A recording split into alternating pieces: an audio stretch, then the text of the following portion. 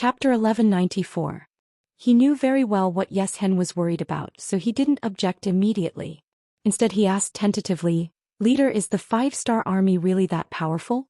Can they attack Chaos Jing City? We have recently strengthened the city's defenses." He. Xian's eyes flashed with fear. He shook his head and said, "You haven't fought with the 5-star army before, so you don't know how powerful they are. Whether it is weapons, equipment, personnel quality, or even riding ability, they are not inferior to us. They can even be said to be stronger than us. Under their powerful guns and cannons, no city can say that it is strong. We will definitely lose if we fight against them." Guns and cannons? Mu shook his head in disbelief. Those things are not omnipotent. As far as I know, the Baiming army also used a lot of cannons when they attacked the beginning city, but the effect seems to be different. When he said these words, Mu's heart was filled with contempt. In his opinion, the leader must be afraid of the 5-star army. That's why he was so nervous and careful. That's different. Thinking of the red coat cannons used by the Baiming army, Xian shook his head and said, "Cannons are also divided into different levels. Baiming's cannons are no different from a fire stick in front of them. This matter is settled. We have to leave here as soon as possible. Take as much as you can and burn the things you can't." Thinking of the power of the 5-star army, especially the power of those cannons, Xian felt very nervous. He just wanted to leave here as soon as possible. As long as he entered the North Desert, he would be able to fly freely. With the strength of the 5-star army, it would be difficult to find him in that kind of environment. Xian was the leader, which was equivalent to the identity of an emperor. He said so with certainty. Even if Mu had different opinions, he had to obey. Knowing that there was no room for change, he reluctantly said, "Oh leader, I will go and prepare. However, there are a lot of things that need to be taken away. I'm afraid it will take a few days." "Hold on tight, Mu.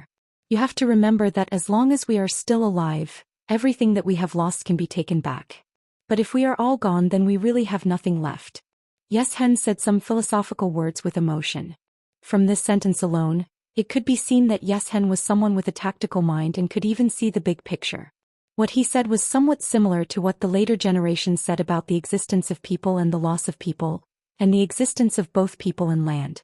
Xian had such a view of the overall situation, but the people below might not see it the same way. When they were used to having a fixed home, it was easy to imagine how much resistance there would be when they were asked to wander. As a result, even though the order was given, everyone's efficiency was extremely slow. Previously, Mu had said that it would take a few days, but 10 days had passed and they were still not ready. This made Xian feel more and more danger. He had no choice but to give the order that they had to set off in 5 days. If there were still things that were not properly prepared or loaded into the car, then he would directly destroy them. Iji. It was a town that did not occupy a large area. But because of its geographical location, it had become a place that military strategists would fight for. West past South Minghami Guard, south of it was the Ili border state. South of it was the Dahetao region such as Hanoi and Disordered Well City. East of it was a prairie over the Lang Mountain, and other places were Shajing City and Jingzhou City. North of it was still a boundless prairie, and about a few hundred miles later, it was a desert, an uninhabited area that could also be called a safe zone and a war-free zone. Such an important place was once the focus of the Great Ming Dynasty's defense, and it also became a bridgehead to prevent the tribes of the prairie from entering the Great Ming Dynasty. The emperors of the Great Ming Dynasty had also arranged a large number of troops here. And all these changes began when the Great Ming Dynasty divided the north and south. According to the geographical division, this place should belong to Baiming, but because it was too far away from the Great Ming Dynasty, it was eventually abandoned and now became one of the territories of the Wara cavalry. When the Wala cavalry faced the 5-star army, it was always difficult for them to gain any advantage, but in the eyes of other forces, it was already a very powerful existence. Since Xian sent people to occupy this place, no one dared to have any ideas about it, and no one wanted to bear the revenge of the Wala cavalry. But this did not include the 5-star army. Just like now, the Liaodong Cavalry Reinforced Regiment was quietly approaching here. In a low sand dune 10 miles east of Yiji, the regiment commander Tong Long and the deputy regiment commander Zhou Xian were looking down at a simple sand table in front of them, making arrangements and preparations before the battle. Regiment commander, Our scouts have reported that there are now 3,000 Walla cavalry in Yiji, and 500 desperados recruited from all over the country, respectively guarding the 4 entrances to the town. There are barricades on the outside and ropes on the inside. It will not be easy for any force to force their way in. The deputy regiment commander Zhou Xian said as he pointed at the sand table in front of him, pointing out the distribution of the Walla cavalry. Hiss. Hearing the analysis, Tong Long could not help but take a deep breath. He thought that Bugnam of Gojoseon ordered him to take down Yiji, and this was a simple matter, but he did not expect that there would be so many difficulties. His Liaodong cavalry reinforced regiment only had 5,000 cavalry and they were the attacking side. If they were not careful, not only would they be heavily injured, but if they could not take down this important town, it would delay Bugnam of Gojoseon's plan. After Zhao Xing finished the report, he also frowned. Obviously he did not know what to do. After all, the enemy's forces were on par with theirs and they came from afar, so they were not very familiar with the environment. There would be no good result if they forced their way in. But what if they used their wits? It seemed that they could not think of a better way in a short time, and it was likely that it would be extremely difficult to get close to the enemy. Whether it was Tong Long or Zhao Xing, they were both surrendered generals. This caused them to be at a disadvantage compared to others when they first started. Only Yang Chendong was generous and did not doubt the people he used. After discovering the bravery and intelligence of the two, he was assured to hand over the entire reinforced regiment to them. It was because of this that they felt even more pressure. Under pressure there was unlimited motivation. Tong Long and Zhao Xing had thought that they would perform well on the battlefield to prove their abilities, and also to prove that Bugnam of Gojoseon was not wrong. But now there was finally a mission that they could complete alone, and now they were helpless. How could they not be anxious? Why don't we just force our way in? I will lead the troops to rush in first and Deputy Regiment Commander Zhao will be at the back. This time, even if we lose all of our reinforced regiment, we must take down Yiji. Bugnam of Gojoseon's orders must be completed.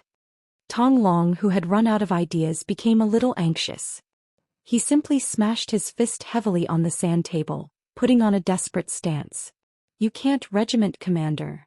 Zhao Xing quickly shook his head and said, we are not afraid of death, but if we die without completing the mission, then we will become the sinners of the 5-star army, and our families and friends will be implicated, and we will be looked down upon forever. Then what should we do? What do you think? Tong Long's eyes were spitting fire when he heard that they could not force their way in. Think about it, think about it. Of course, Zhao Xing did not have a good idea, but he knew that it was impossible to force their way in, and this could very well ruin Bugnam of Gojoseon's grand plan.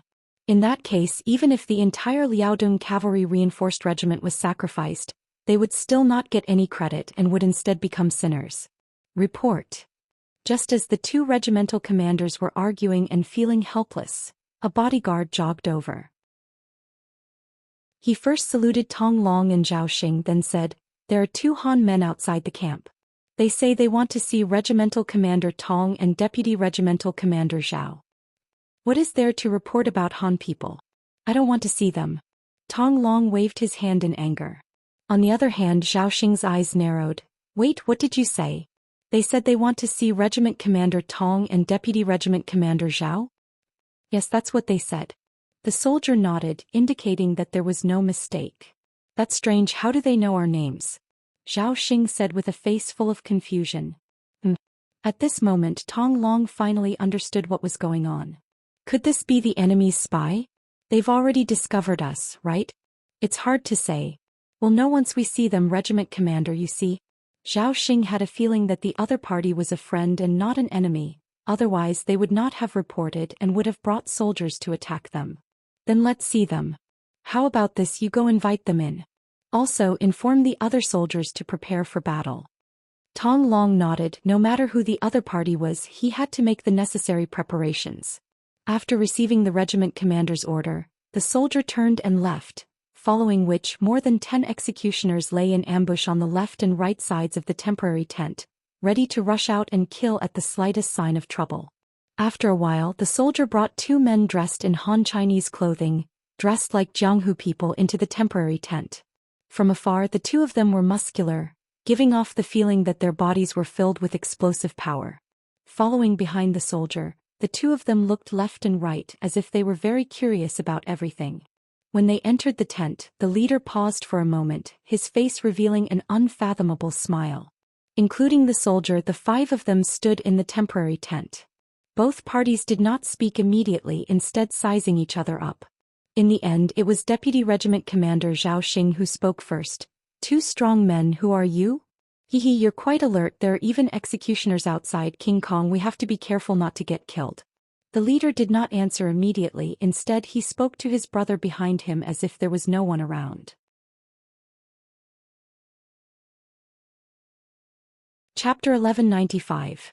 Tiger King, they're just trying to scare us, right? I'm a coward, what should we do? The man called King Kong spoke, but he didn't look like he was really afraid. The duo's exchange of questions and answers showed that they did not place Tong Long and Zhao Xing in their eyes at all. This caused the former to become displeased as he suddenly raised his voice and said, "The two of you, this is not your home. If you have something to say, just say it. If you continue to cause trouble, I will have no choice but to treat you as enemies and take you down first." "Oh, look, you're still anxious. Haha, King Kong, show us your identity." Tiger King laughed, obviously amused by Tong Long's behavior. Although he said that, his right hand shook and a green military certificate was taken out just like that. Military certificate? Seeing this green certificate, Tong Long and Zhao Xing were shocked. They also had the same certificate, which was proof of their identity. After confirming that the people who came were indeed on their side, the two of them relaxed a lot. Then they reached out and took Tiger King's and King Kong's certificates. But when they opened it, the two of them were stunned and looked at the two people in front of them in disbelief. Tong Long and Zhao Xing's shocked expressions were not out of Tiger King and King Kong's expectations. Then Tiger King said, "What? Don't you know how to salute when you see your superior?" This question woke the two of them up from a dream. The two of them quickly put their feet together, stood at attention and said in unison, "Hello, sir." The two of them were the captain of the Wolf Fang Special Forces Tiger King and the captain of the division King Kong. The Tiger King, also known as the Iron Tiger, didn't need to be mentioned. Although he didn't have many soldiers with him, only a few hundred, he was experienced and powerful. The missions he completed were also irreplaceable. His military rank had long since been promoted to the rank of senior colonel.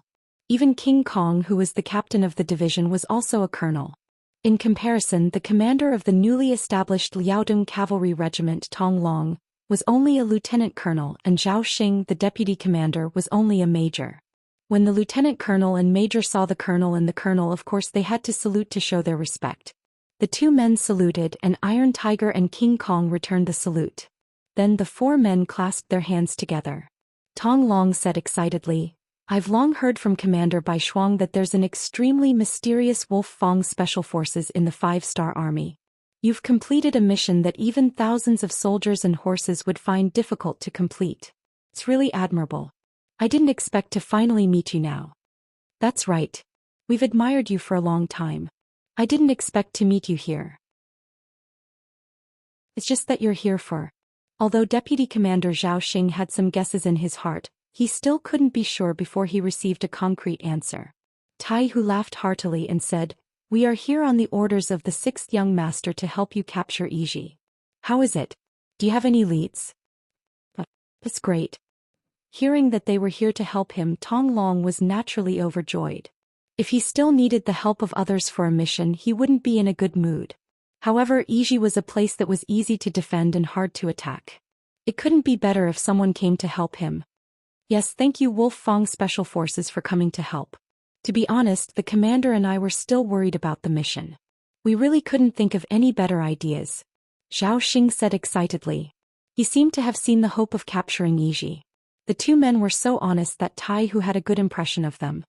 He laughed and said, "To be honest, when we received the orders from the 6th young master to help you capture Yiji, we didn't really understand it.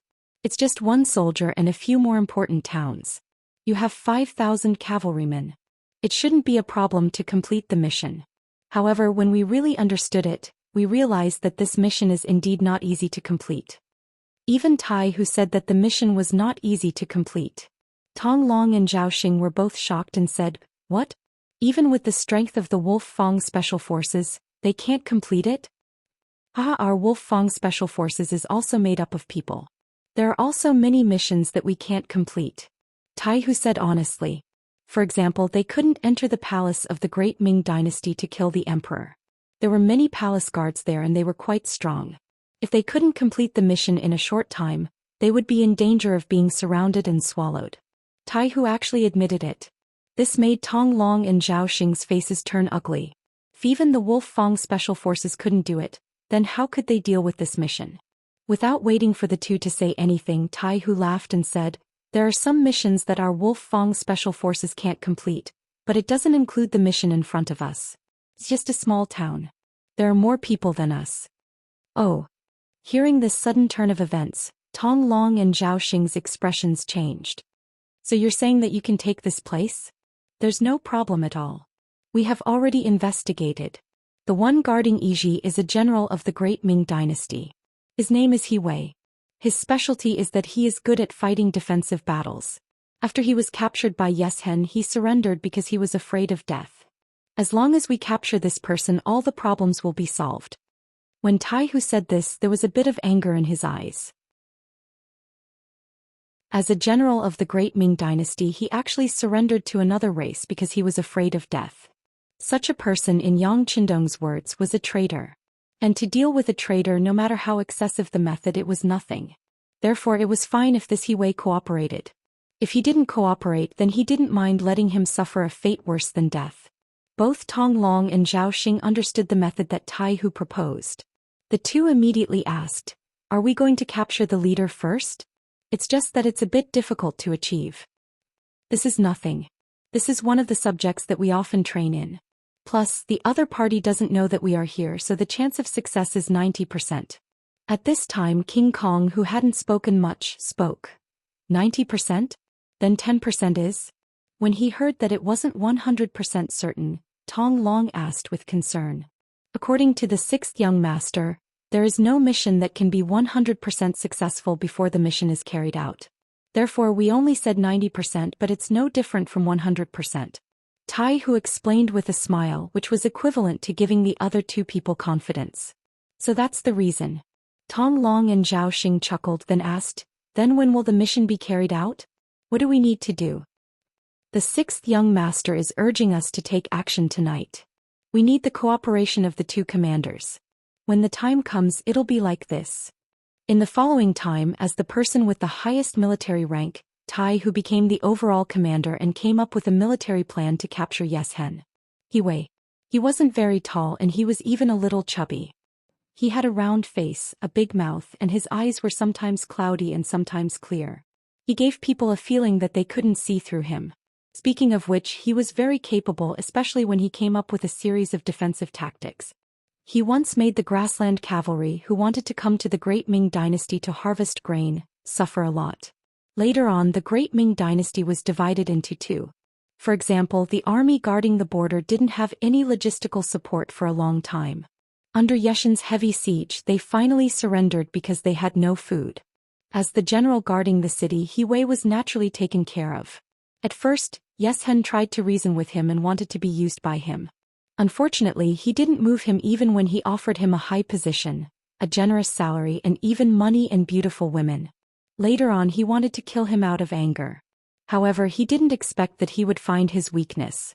He was extremely afraid of death. Since He Wei didn't die, he naturally became the general that Yeshen chose. He was given the mission of guarding the important town Yeshen. After accepting the mission, He Wei made full use of his strength. Although he didn't have many troops, he was able to defend Yiji like it was an impregnable fortress. In his words, it would be impossible for anyone to take down this place without an army of 30 to 50,000. If such an army really appeared in the vicinity, he would have received the news long ago. At that time, whether it was asking for help from Yeshen or Turpan in the west, they wouldn't ignore it. After all, taking down this place was equivalent to opening up a path to the other two places. Even if it was for their own sake, they had to take action. With these things to rely on, He Wei's heart could finally be at ease. However, after the previous experience of being captured, he stayed in his home in the town almost every day. When he needed to go out, he would be accompanied by at least 20 bodyguards to protect his safety. Yeshen knew about this. He also knew that He Wei was a capable person, so he specially strengthened the level of protection. Because of his confidence in He Wei, this was also the reason why Yeshen didn't immediately escape to the desert in the north after he was defeated in the origin city. Instead, he went to Chaotic Well City first.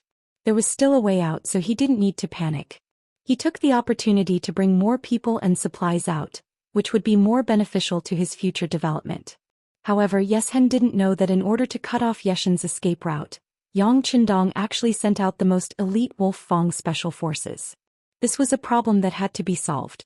If Yeshen knew about it, he wouldn't have wasted so much time in Chaotic Well City. After the sun hung high for a day, it finally set when night came and the moon hung high in the sky overlooking the earth. Dong dong dong. The town guard beat the drum 3 times and shouted, "The weather is dry, be careful of candles." The sound echoed in the quiet city that had already fallen asleep, like a piece of music that lulled people to sleep. Just as the 2 guards walked through a street and turned to another street, 6 black shadows quietly appeared behind them. Chapter 1196. They were dressed in black and even their faces were smeared with black ink, making them look completely black. They hid in the corner of the street. Even if someone walked past them, it would be difficult for them to be discovered. This team of 6 people was the Wolf Fang Special Warfare Team. They quietly entered the city under the leadership of their captain, Skinny Monkey. With their vigorous skills and flexible bodies, they didn't attract the attention of the guards at all. They quietly came to the street 100 meters away from He Wei's mansion. No one spoke and they communicated with hand signals. Skinny Monkey made a few special warfare movements in a row, telling his team members that the target was in front of them. The 6 people moved forward in 3 directions. 1 person was responsible for the arrangements on the left, 1 person was responsible for the security on the right, and the last person followed him to climb over the wall and open the gate from the inside. They moved forward like a cat, and even when they walked, they didn't make the slightest sound. After smoothly arriving in front of the gate, Skinny Monkey looked at his team member and made an okay gesture. The team member bent down and held his hands together. Skinny Monkey's body gently jumped onto the arm, and then the arm suddenly lifted, easily sending Skinny Monkey, who was less than 100 pounds, to the wall of the mansion. Everything was as smooth as flowing water. In fact, just this movement alone was practiced countless times, and it was only because of this that they could achieve such amazing results. The skinny monkey-like figure didn't immediately take action after jumping off the wall. Instead, he took out a night vision device from his bosom and put it on. After looking around and making sure that no one was paying attention to them, he gently jumped down and slowly opened the gate of the mansion. Then he let the group of 6 into the mansion. It was midnight and He Wei was sleeping soundly. In his dream, he had already left with Yeshen and went to another place to live, and he had conquered a large territory. At this time, he was preparing to return to the Great Ming Dynasty in high spirits and rebuild his glory. Suddenly, he felt an itch in front of his nose, waking him up from his sleep. He Wei narrowed his eyes and looked outside. He casually flipped over when he suddenly stopped, as if he had thought of something. He turned around and opened his eyes to see Skinny Monkey looking at him with a smile on his face. Just now, when He Wei was in a daze, he seemed to have seen a figure beside the bed. He wasn't sure if his eyes were playing tricks on him, so he thought that he was still dreaming. When He Wei turned around again, he was finally sure that everything he saw was real. Right now, there really was someone standing on his bed, staring at him fiercely. "You!" Out of instinct, He Wei wanted to shout, but as soon as the word "you" left his mouth, he felt a sharp pain in his lower abdomen. He had taken a heavy punch and his entire body was bent over. Under the unbearable pain, He Wei found it difficult to breathe. Suddenly, a sharp dagger appeared and slashed his left arm. Blood immediately flowed out. He Wei, who had wanted to ease the pain, couldn't help but cry out in pain. "You can scream, but after that your tongue will be gone. I guarantee that you won't be able to make a sound for the rest of your life. Do you believe me?" The smiling face got closer and closer, and a voice that made one's heart as cold as ice rang in his ears. He Wei, who was afraid of death, saw that his left arm was still bleeding. How could he not know that the other party was serious? He immediately said softly, "No. I won't scream anymore. Hero, please spare my life. Please spare my life." As expected, He Wei was a person who was afraid of death. He was afraid that the information he had was wrong, so he had to waste more time talking. Now that he had found his weakness, the rest of the matter would be much easier to handle. It's easy to avoid suffering. Do as I say. In the quiet night, orders were sent out from the residents, and the entire Iji village started to move. Regardless of whether it was those who were on duty or those who were sleeping in their homes, they all received news from He Wei's personal guards that they were to gather immediately. The general had an order to pass down. Although many people were unhappy and some were even cursing, they remembered what leader Xian said before he left. If anyone dared to disobey General He Wei's orders, it was equivalent to disrespecting him. That person would be dismembered by 5 horses. Even though everyone was unhappy, they could only suppress their dissatisfaction and head towards the He residence. The candlelight in the He residence's meeting room wasn't very bright. Only He Wei's shadow could be seen clearly. Even the figures of the personal guards beside him couldn't be seen clearly. However, at this moment no one cared so much. This was because just a moment ago He Wei revealed a piece of news that they didn't expect. Everyone, in a sand dune 10 miles away from our town, there are 2,000 5-star army cavalrymen hiding there. They are preparing to attack our Iji village tomorrow morning. What? The 5-star army's cavalrymen? Did they really come? That's too fast. They only have 2,000 cavalrymen. They are underestimating us. Let them come. When the time comes, we will show them our power and let them know that our Iji village is a land of death. That's right. Let's go back and prepare. We will definitely teach them a lesson tomorrow. The generals had different opinions, but their meaning was basically the same. They were all preparing their defense and waiting for the 5-star army to come and die. However, this wasn't the result that He Wei wanted to see. Seeing that no one was following his train of thought, he couldn't help but cough lightly and say, "What? Everyone is thinking about how to defend. Don't you know that the best defense is offense?" Offense? When this word came out from He Wei's mouth, it indeed shocked many people. Everyone looked at him as if they didn't know him. He Wei was a famous defense expert. Why did he suddenly change his mind and want to take the initiative to attack? How could He Wei not know what everyone was thinking when they looked at him? It was true that he didn't want to take the initiative to attack, but he couldn't control the fact that the personal guards beside him were disguised as Skinny Monkey and the others. He didn't forget how those personal guards who were supposed to protect him died tragically in front of him. Slash after slash, more than half of their flesh was cut off, but they were still alive. That feeling scared him so much that he didn't know how many times he peed. He Wei didn't want to end up like those people, so he had to complete the mission given to him by Skinny Monkey and the others. He could only continue. What? Do you really think that this general doesn't know how to attack? Let me tell you, there wasn't a suitable opportunity before. It's different now. The enemy only has 2,000 cavalrymen and they aren't prepared at all. This is the time for us to launch a sneak attack. If we do it well, those war horses will be ours and the prisoners will become our slaves. No matter how you look at it, it's worth a try. Naturally, if everyone doesn't have such thoughts, then just pretend that I didn't say anything. Tomorrow we will just fight a defensive battle. At most, we will just watch the 5-star army escape from under our eyes after being defeated. When they heard that taking the initiative to attack would give them so much spoils of war, all the generals' eyes lit up with excitement. Everything was good about following He Wei. In the past, it wasn't like the Baiming army didn't try to attack them.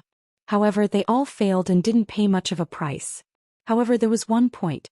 Their spoils of war were too little. It could even be said that there was almost nothing. This was all because they only defended and never took the initiative to attack. Even when they saw the enemy retreat after failing to attack the city, they never took the initiative to attack. Thus, what benefits would there be for them? On the battlefield, if one wanted to develop and strengthen themselves, they had to continuously win battles. Not only could this increase the morale of the army, more importantly, it could also allow them to seize more resources and strengthen themselves through battles. Everyone was clear about this logic. As the saying goes, a horse won't get fat without feeding at night. For an army, the spoils of war after winning a battle would be so much that they could keep a lot of private goods. Now that the opportunity was placed in front of them, who would back off? General, he is right.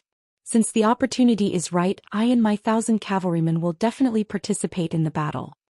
With the first general stepping forward, the others naturally wouldn't back off. Immediately, the 3,000 cavalrymen, including the leader of the 500 outlaws, all stepped forward, unwilling to be left behind. Everyone jumped forward. He Wei's face revealed a difficult expression as he said, "If all of you want to go out, then there must be people guarding the town." General He, let's go and return quickly.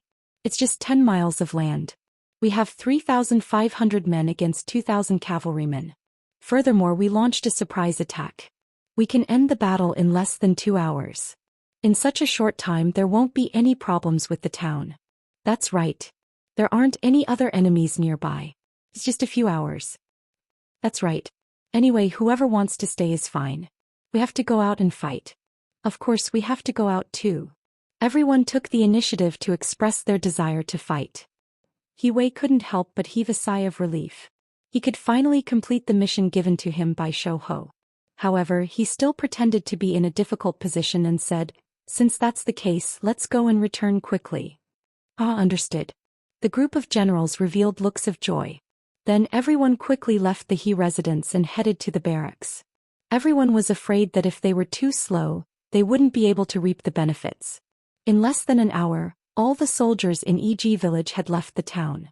Other than some of the captains who stayed at home, there wasn't a single person who could leave. The 3,000 cavalrymen didn't even leave a single one behind. In the He residence, He Wei turned around and looked at Shou Ho, who was dressed like a bodyguard, and said, "Hero, I've done as you said.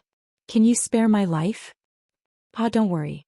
As I said before, as long as you're obedient you won't suffer." Hearing Shou Ho's words, He Wei couldn't help but heave a sigh of relief. However, Shou Ho's next sentence made him so angry that he almost fainted. "We won't let you suffer, but we will definitely take your life. Bugnam of Gojoseon said that we can show mercy to anyone but not to traitors."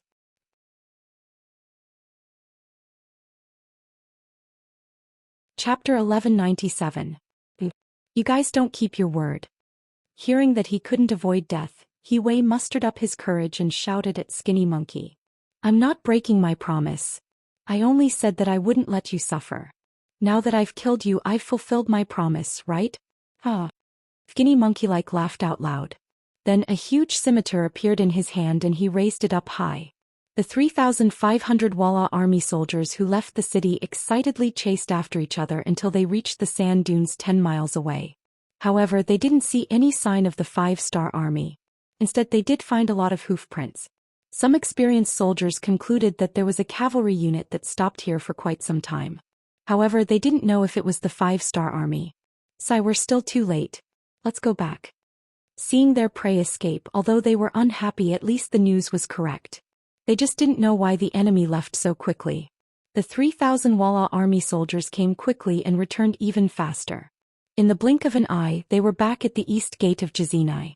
Then they lined up and walked in. Many of them were yawning and looked dispirited. Speaking of which, they rushed in excitedly but ended up empty-handed. Anyone would be dispirited. However, their lazy appearance quickly disappeared. Because when they were halfway through the gate, the sound of arrows piercing through the air suddenly rose and fell, one after another. Some of the unprepared Walla cavalry were killed on the spot, and some because they dodged quickly enough, they were only injured by the arrows. For a moment the sound of cursing could be heard incessantly. He Wei's original plan to deal with the enemy was now used on the Walla cavalry. When countless arrows and ropes suddenly appeared, the Walla cavalry perfectly explained the proverb, spinning a cocoon around their own feet. Those who walked in front kept charging forward, but they were constantly killed. Those who walked in the middle were the first to be attacked by the arrows and suffered the most casualties. They had almost no fighting power left. Only the people at the back of the group were quick to react. Seeing that they could not advance any further, they chose to retreat. But just as they turned their horses around and left the east gate, 2 torchlit troops came from afar. One was commanded by Tong Long, the commander of the Liaodong Cavalry Regiment, and the other was commanded by Zhou Xian, the deputy commander. They covered each other from the left and right as they charged forward. "There's an ambush outside too. Run." The remaining Walla cavalry did not know how many enemies there were. They only knew that if they did not run now, they would not be able to escape later. Once again there was no suspense in the chase. When dawn arrived, the results of the battle were tabulated. In this battle, More than 800 Walla cavalry were killed and more than 2,000 were captured.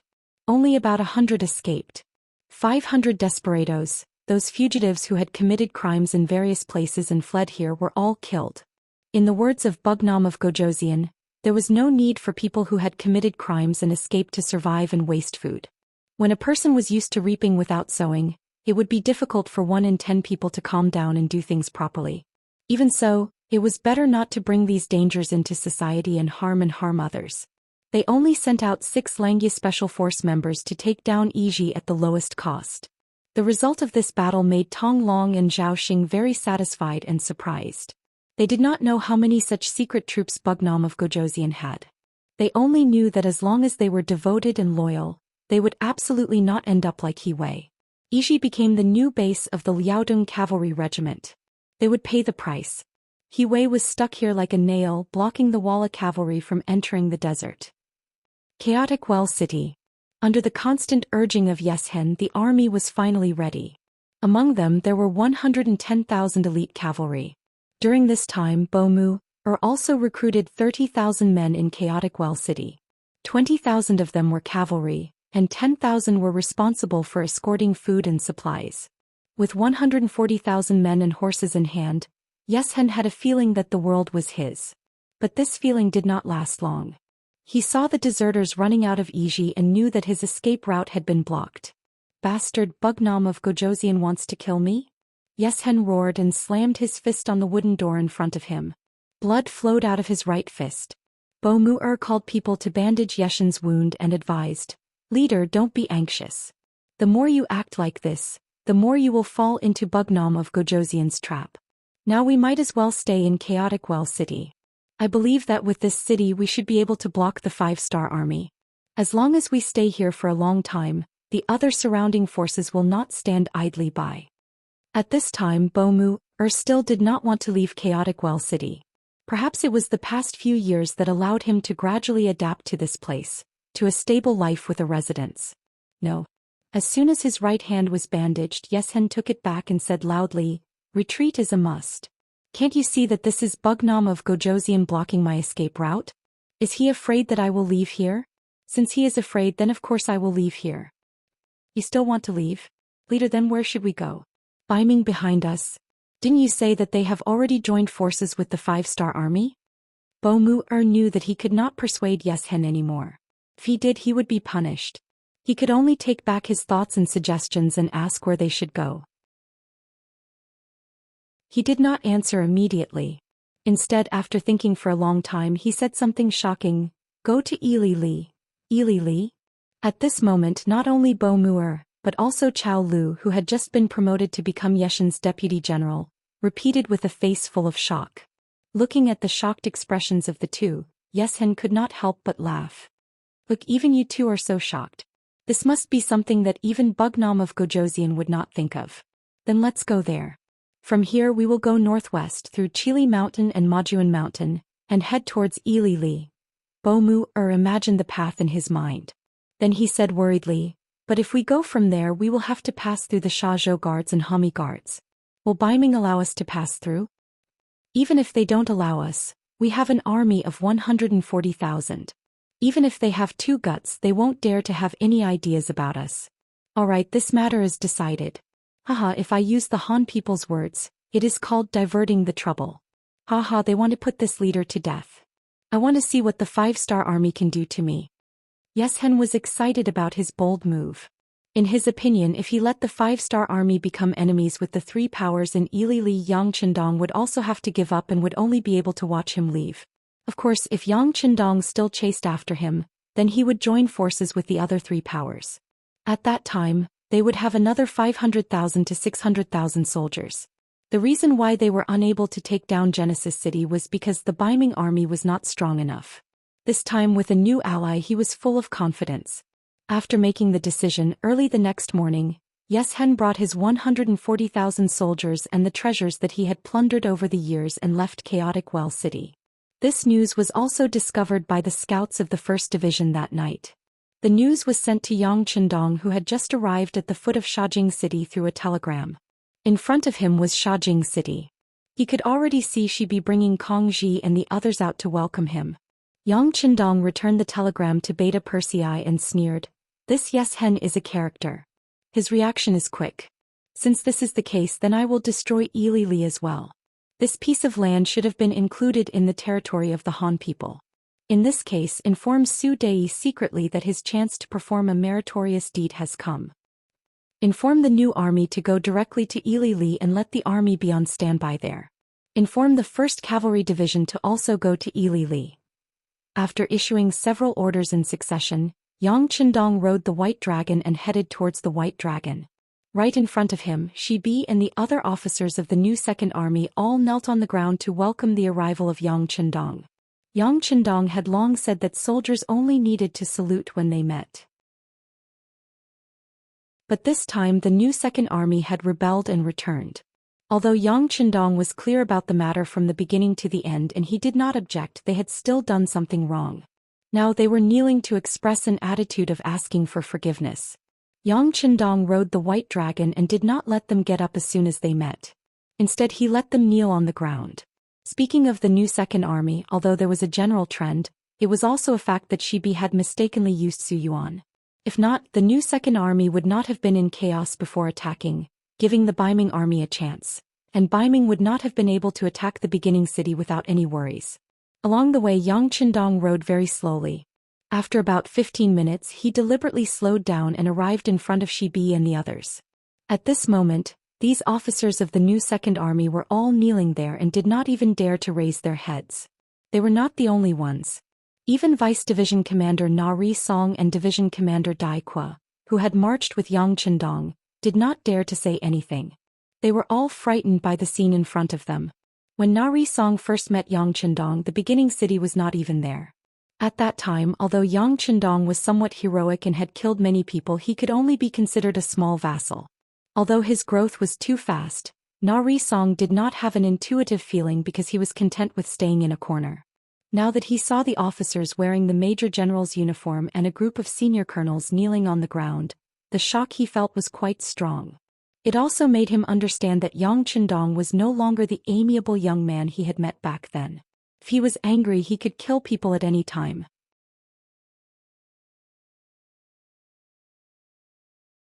Chapter 1198. There was no need to mention Dai Qua. To be chosen by Qin Bo and become the commander of the 1st Cavalry Division of the Far Eastern Army, his character was naturally extremely proud. Because of Commander Qin Bo's trust in him, he had heard of the 6th young master's name many times. However, seeing was believing. He did not expect Bugnam of Gojoseon to be so young. Since he was left behind by Qin Bo and came to Yang Qindong's camp, he could often talk to Yang Qindong. Over time the mysterious feeling disappeared. On the contrary, in his heart, this Bugnam of Gojoseon was as gentle and humble as the man next door. This was really different from what he had imagined. He had heard that the commander often fought in all directions, and when he was angry he would command the army and blood would flow like a river. But until today he saw the other side of Yang Qindong. Seeing so many officers kneeling on the ground without even daring to breathe, he finally knew what was called authority. It was really a kind of thing that could only be understood and not explained. After an unknown period of time, a sigh finally came out. "Hey, get up. Let's talk in the city." With such a simple sentence, the momentum that seemed like a storm just now disappeared in an instant. Many people could not help but breathe a sigh of relief. The people kneeling on the ground were even able to breathe heavily after this sentence. Yes. Shibi was covered in cold sweat. When he felt that the pressure was gone, he quickly responded and was the first to get up. However, he still did not dare to raise his head. He did not even ride a horse and walked in front to lead the way. In the military headquarters of the new Second Army in Shajing City, Yang Qindong sat on the high seat. Shibi and the other officers of the new Second Army stood on both sides. This time no one knelt down. It was because Yang Qindong said that kneeling just now was for the people inside and outside the city to see. If they did something wrong, they would be punished. As for now, they had already closed the door, so they were a family. There was no need for such superficial things. "Shirbei, what's the situation with the new Second Army?" After everyone greeted each other, Yang Qindong's gaze fell on the first seat, which was also the only one wearing a general's uniform. "Sixth young master, the morale of the new Second Army is still good. Everyone is very happy and excited after knowing that they can return to the 5-star army, Shepard reported carefully. This is enough to prove that both the soldiers and the civilians have a scale in their hearts. Whoever treats them well, they will treat them better. Yang Qindong nodded in satisfaction. This is also a good leadership from you as the commander of the army. I wouldn't dare. 6th young master, your subordinate is guilty. How could Shepard dare to claim credit for himself? It was precisely because he didn't use the right people that he almost destroyed the entire new Second Army. If that was really the case, he really wouldn't have the face to see Yang Qindong. Well, this matter is over. There's no need to talk about it anymore. Along the way, I saw that the morale of the new Second Army is still good, but there are a lot fewer soldiers. I know your organization after the turmoil in the war. How about this? You don't have to help us this time in the War of Wara. It's better to restore the organization and the original fighting force first. As for how many soldiers you need, you can choose some from the existing prisoners. If it's not enough, you can send someone to the beginning city to find Division Commander Yang Si. He has more than 100,000 prisoners. It's enough. Thank you, Bugnam of Gojosian. The officers in the hall were very happy when they heard that they could immediately restore the organization. Because in the eyes of the general, only when he had enough soldiers at his disposal would he have enough confidence to guarantee that he would dare to fight no matter what kind of enemy he faced. Well, if there's nothing else, you can leave first. Commander Shepard, stay. Yang Qindong's time was precious and he couldn't stay any longer. After hearing this, the officers saluted one by one and left one after another. Shepard stayed behind. In the waiting hall, except for Yang Qindong, Beta Persei and Longwei, when there was no one else, Shepard knelt on the ground again. This time he said in a louder voice, 6th young master, I'm guilty. Get up quickly. Unlike outside the city, Yang Qindong took the initiative to step forward and help Shepard up. Then the two of them sat next to each other on the steps in the hall. Yang Qindong took out a pack of Bugnam of Gojosian cigarettes and handed it over. Bugnam of Gojosian cigarettes were now only Yang Qindong's special supply, which was equivalent to the existence of red pandas in the future. The difference was that such cigarettes couldn't be bought with money. Usually he would only be able to smoke them when he rewarded others. Shepard originally didn't smoke, but since Su Yuan's rebellion he stayed in the mansion all day and gradually developed the habit of smoking. When he saw Yang Qindong handing him a cigarette, he quickly took it with both hands and said, Thank you, 6th young master. Well, there are no outsiders here, so there's no need to be so polite. Speaking of what happened before, you've been wronged. Hearing the grievance, Shepard's eyes were full of tears. He was not afraid of death, but he was afraid that others would misunderstand him. Tears flowed out of his eyes as he choked and said, 6th young master, I'm not wronged. As long as you believe in me, I have full motivation. Well, you can rest assured about this. I believe in you from the beginning to the end. Otherwise, do you think Shajing City is really impregnable? Do you think you can still live until now? You've been secretly assassinated by the wolf Fang I sent. Yang Qindong laughed. He wasn't boasting. Although Shepard stayed in the military headquarters of the new Second Army every day, the defense level here was very ordinary. As long as he gave an order, Tai Hu would naturally help him to complete it. In fact, it was not that no one had made such a suggestion at the beginning, but it was rejected by him. Thank you. Thank you, 6th young master, for your trust. Shepard naturally knew that this was the truth. He knew even more clearly that with his little strength, once he was targeted by the Wolf Fang Special Forces, he would not be able to escape. Trust is trust. Just like when you pretended to surrender to Baiming, you also believed that Ben Wang would believe you, so you dared to do such a thing, right? Hee. Yang Qindong patted Shepard's shoulder and said with a smile. This was not wrong. If it were other masters, even if the subordinates wanted to pretend to surrender, they would be worried about the master's suspicion. In this way the fake would become real. But in Shepard's case, a fake would always be a fake. Once the opportunity came, he would immediately return to the 5-star army. This trust was not something that ordinary masters could achieve. This was the so-called 2 good men and 1 good man. If there was a villain among the two, then things would not have such a perfect ending. Now that the matter was out in the open, Shepard was not as awkward as before. Occasionally there would even be a smile on his face.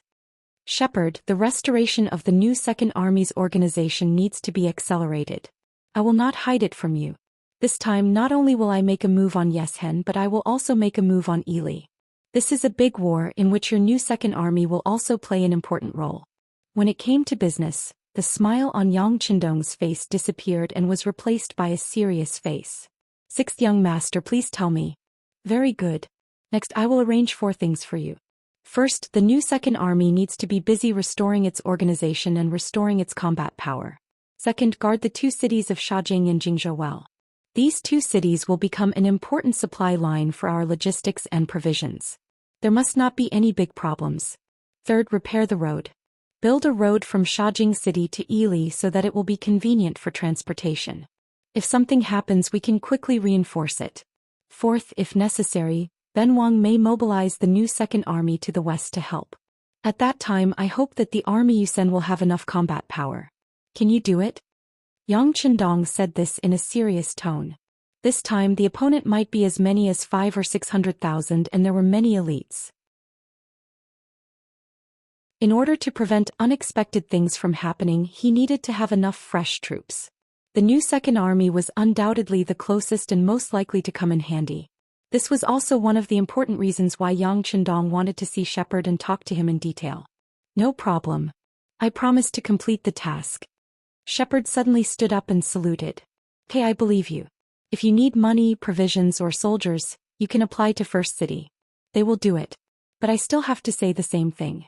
I need you to quickly stand up again. Ben Wang needs the new second army. Yang Qindong also stood up and threw the cigarette butt in his hand on the ground, and said with a solemn and serious face.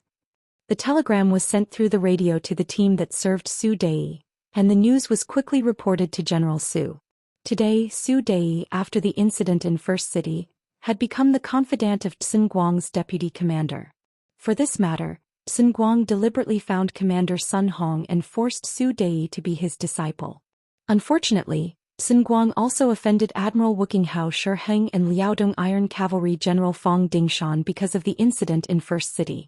In order to shirk the responsibility, the 2 of them had to follow Sun Guang's instructions and put the blame on Shi Wanshan and Rong Shao. Now that the emperor wasn't going to pursue the matter, the 2 of them naturally couldn't admit to this grievance. After they pressured Sun Hong's troops, Sun Guang, who was originally guarding Datong, was assigned to the Hetao region. Compared to Datong, this place was much poorer. More importantly, it was not far away from Datong's headquarters, Chaojing City. With the enemy by his side, Sun Guang sometimes could not even sleep well. He was afraid that the other side would attack him. If that was the case, how could he be their opponent? As Sun Guang's most valued confidant, Su Dei became an important minister. He usually trained the soldiers and was ready to fight with the Walla cavalry at any time. When the team sent the telegram, Su Dei was training the soldiers in the barracks. It could be said that he was very hardworking because in his view, these soldiers were not trained for the Beiming imperial court, but for Bugnam of Gozhouzian. Eating Beiming's salary and food, training the 5-star army, the feeling of satisfaction could not be described with words.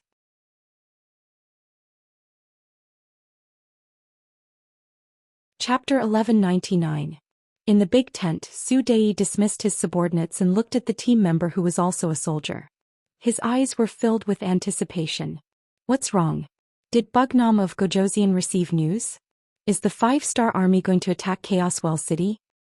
General, I don't know what to say, please take a look at the telegram. The team member had already read the telegram.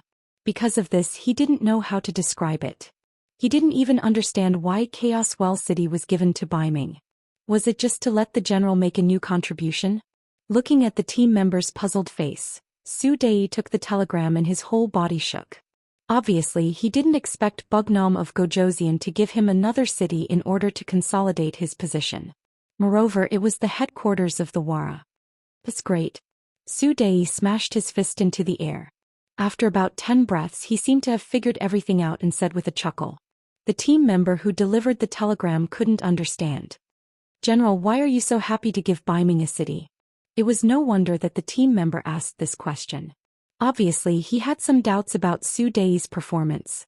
In his opinion, shouldn't the general be on the side of the 5-star army? But it didn't seem to be the case now. What do you know? Su Dei smiled. It's true that Bugnam of Gozhouzian gave us a city, but think about it carefully. Why? Since we can use Baiming's money to train Bugnam of Gojosian's soldiers, why can't we defend the city for him? The team member scratched his head in confusion. It was clear that he still didn't understand what was going on. So I don't think too much about it. You go back first, I'll go find Xinguang. Su Dei already reminded the team member. If the team member still didn't understand, there was no need for him to explain. He urgently needed to report the news to Xinguang. He had a feeling that after this great contribution, Xinguang would be promoted. If that was the case, it would be more beneficial for him to take control of more Baiming army. Su Dei was right. The reason why Yang Chendong sent him a telegram to occupy Chaos Well City was to let him help defend the city. After all, what Yang Chendong wanted to do now was to take Yeshan's Warwara, take over Ili and completely deal with the western side, and complete the final siege of Baiming. In the face of such an important strategic goal, he wouldn't divide his troops to defend some cities to distract himself. After Su Dei received this information, he rode on a horse to Xinguang's residence in the Ningxia Ministry of Defense. He then told him the information he just received and his thoughts. Xinguang was playing with a parrot in his backyard and teaching it to speak. When he heard Su Dei's report, he was so shocked that the bowl of bird food in his hand fell to the ground. He suddenly turned around and asked with joy in his eyes, "General Su, is this news true? Is someone deliberately luring us into action?" "Absolutely not," Su Dei said in a very confident tone. "Deputy Chief, think about it. In the face of the 5-star Army's strong attack, how could the Warwara have the ability to make trouble for us? What kind of trap would they set for us? They probably don't even have the time to express their goodwill to us. Why would they do something like this? In addition, Yeshen of the Warwara has fought against the 5-star Army several times and returned in defeat.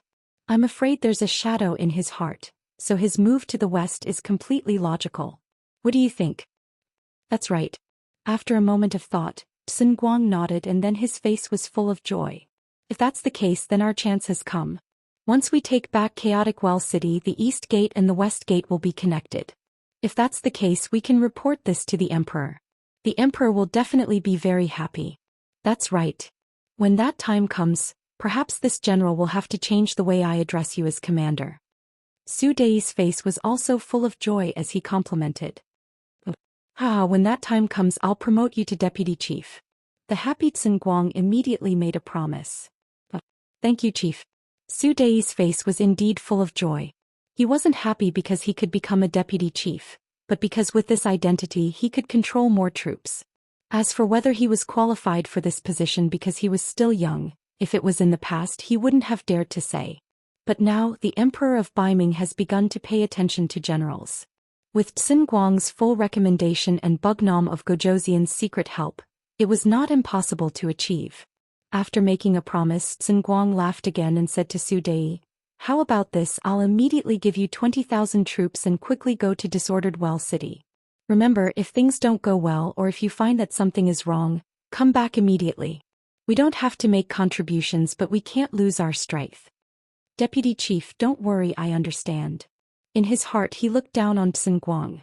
Under these conditions he still didn't dare to lead his troops, and instead wanted him to lead his troops to attack.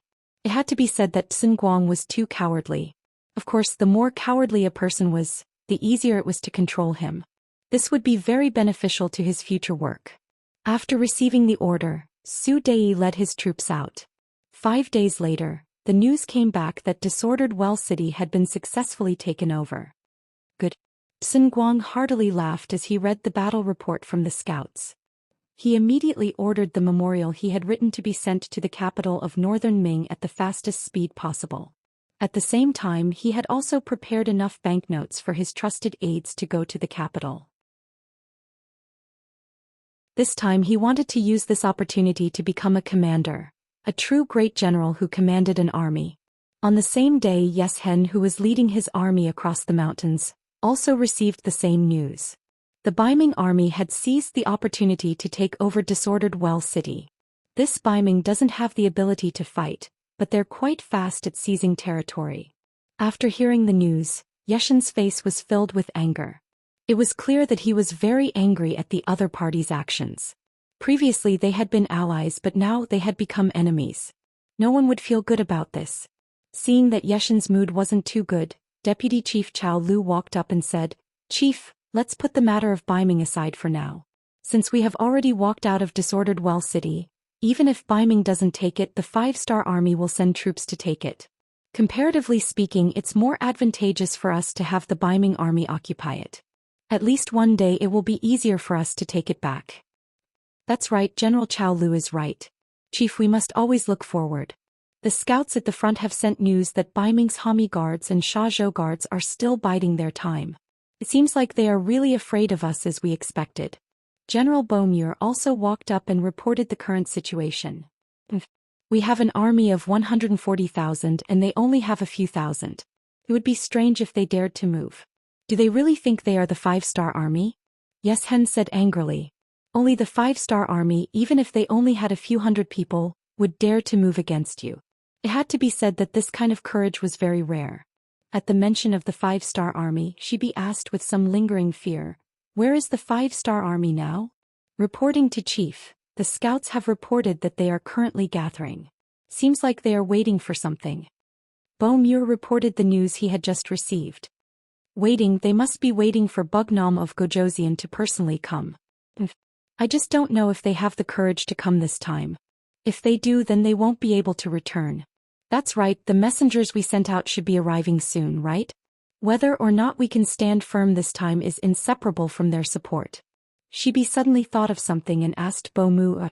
Originally, there were 2 armed forces from Yurkiang and Turpan, but Yeshen didn't have any contact with them before. If they rashly went to look for them, they might end up being rejected. It was completely different in Yurkiang. After all, they had fought side by side before and there was some friendship between them. "Counting the days, it should be here," Beaumure reported. The truth was as he said. The messenger had already arrived at the capital of Yurkiang, and was warmly received by Prime Minister Ali Pu. If Ali Pu couldn't see through Yeshen's ploy, then he wouldn't be worthy of his title as a wise prime minister. However, he couldn't do anything about it. After all, he had fought with the Walla cavalry before and knew how strong they were. If he stubbornly blocked them and didn't let them come forward, they might end up fighting first. That would only benefit the 5-star army. As the saying goes, one should choose the lesser of 2 evils. In the end, after discussing with the king of Baelide, he decided to accept Yeshen's wara. No matter what, this was still a considerable force. Before this, Ali Pu had already reached an agreement with Yurkiang and Turpan. Everyone believed that in the face of an external enemy, they could put aside their previous disagreements and unite against them. As for their own matters, they could settle it behind closed doors. There was another clause in the agreement. Once the 5-star army really killed their way over, no matter which faction they attacked, the other 2 factions would have to send their troops unconditionally. This was just to protect their own pride and let everyone know that even if the Mongol Empire was no longer around as their descendants, they were not people who could be bullied as they wished. As such, a huge rock was formed, blocking in front of Yang Qindong and the 5-star army. At this time, Yang Qindong had already walked out of Shajing City. The army had a smooth journey and arrived at Yiji. Here they met up with the 1st Division of the World's Cavalry, the 1st Division and the Liaodong Cavalry Reinforced Regiment. At this point, along with the scouts and light cavalry of the new army, Narisong's 20,000 Mongol troops, and the 1st Cavalry Division of the Far Eastern Army, Yang Qindong had over 100,000 troops by his side. Looking at the energetic officers in the tent, Yang Qindong said in a booming voice, "Prepare in 2 days. Send troops to Basikuo Mountain."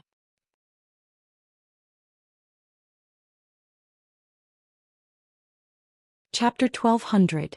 Baiming, the capital of Great Tang. A report of victory from the Dongtao region arrived in the imperial palace and was delivered to Emperor Zhu Qiu. The autumn rations had just arrived, and the Ministry of Revenue was in the process of collecting them. The imperial court had also raised the price, and Zhu Qiu had intentionally spread the word that if anyone dared to oppose the imperial court, they would be prepared to settle the score after autumn. Just when Zhu Qiu was breathing a sigh of relief and thinking that it wouldn't be long before he could send his army to the plains and display the glory of Baiming, the report of victory made his already good mood even better. Su Yozhen, who had long since received Yang Qindong's orders, had also walked into the imperial court. In truth, it wasn't just Su Yozhen. Some of the officials who had been bribed by Guang's silver had also submitted memorials. The general idea was that Guang was a pillar of the country and that the imperial court had to put him in an important position and promote him. Good. A general who can fight should be promoted. Who says that our Baiming doesn't have a general? Look at the report from our beloved minister Guang. In order to capture Chaotic Well City, he fought a bloody battle for 7 days and killed more than 30,000 enemies in the end, returning Chaotic Well City to the embrace of our Baiming. Good. Come, write an imperial edict and make Guang the commander-in-chief of the Xianxia army. He will be in charge of all military affairs in Xianxia. Zhou Xian didn't even need to use much effort for Guang to be promoted. Not long after, memorials thanking him for his favor were delivered. At the same time, memorials for the promotion of Su Dai and a few other generals were also delivered.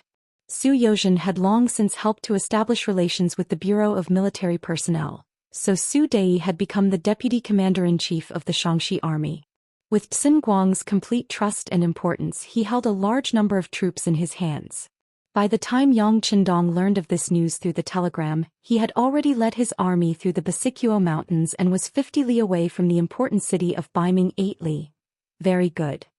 Yang Qindong was naturally very satisfied when he saw that Su Dai was promoted to the position of deputy commander-in-chief, and also became the youngest deputy commander-in-chief in the Baiming army.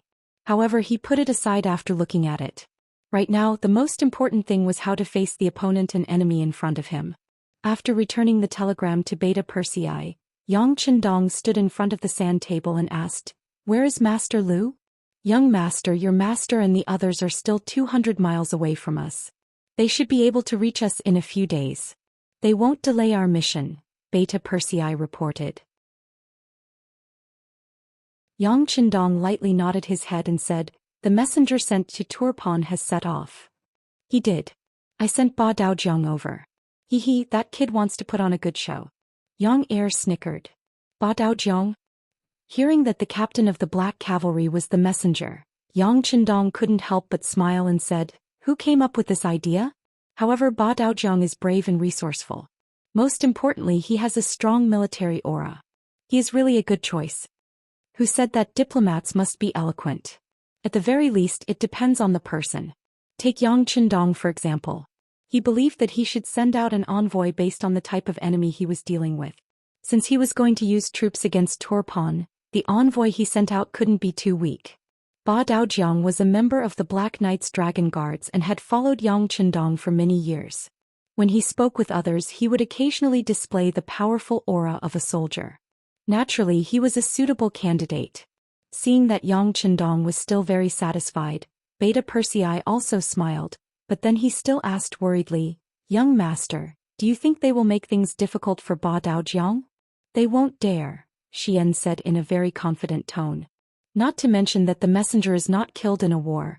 Just the fact that the 5-star army is coming in strong means that the king of Turpan will not make things difficult for the messenger sent by the 5-star army unless there is water in his brain and he doesn't want to have a good ending. The 6th young master is so confident that Beta Persei also breathed a sigh of relief. Beta Persei has a lot of feelings for these Black Cavalry who follow the young master every day, so he naturally doesn't want anything to happen to any of them. Things are as Yang Qindong expected. At this moment, Ba Daojiang is not in any danger. On the contrary, when facing the king of Turpan, Ba Daojiang's tone and attitude are neither servile nor overbearing. After following Yang Qindong for so long, Ba Daojiang's courage is not something that ordinary people can compare to. This time he took the initiative to ask Beta Persei for this mission because he wants to make a greater contribution. He has already received news that as Xia's forces grow stronger, his territory grows, and his population grows. Bugnam of Gojoseon's safety becomes the most important. The number of Black Cavalry members was going to increase accordingly. It is said that the original 1,000 Longwei will be expanded to 2,000, and Qiuvi and Dao Shao will be the 2 captains. Because the number of people will double and 2 vice-captains will be elected, he is aiming for this position. This news is not groundless. Resin City has already built the new Black Cavalry's battle armor and the soldiers' battle armor. It is said that many capable people have already signed up, and the new members are also in the process of being selected. With such a good thing, Ba Daojiang also wants to improve from a small captain, so he saw the identity of the messenger and coaxed Beta Persei for this mission. In order to do this to the best of his abilities, Ba Daojiang had put in a lot of effort. He had a clear understanding of the situation of the various factions in this region. This time when he met King Xiza, he laid out the facts and reasoned with him. The gist of it was that the Turpan Empire was facing a huge crisis, and as the front line of the various factions, surrendering to the 5-star army was the best choice. King Xiza is old, already 60 years old, and can be considered to be in the ranks of the oldest. However, the more a person is like this, the more afraid of death he is, especially when he is used to living a life of luxury. He does not want to take any risks.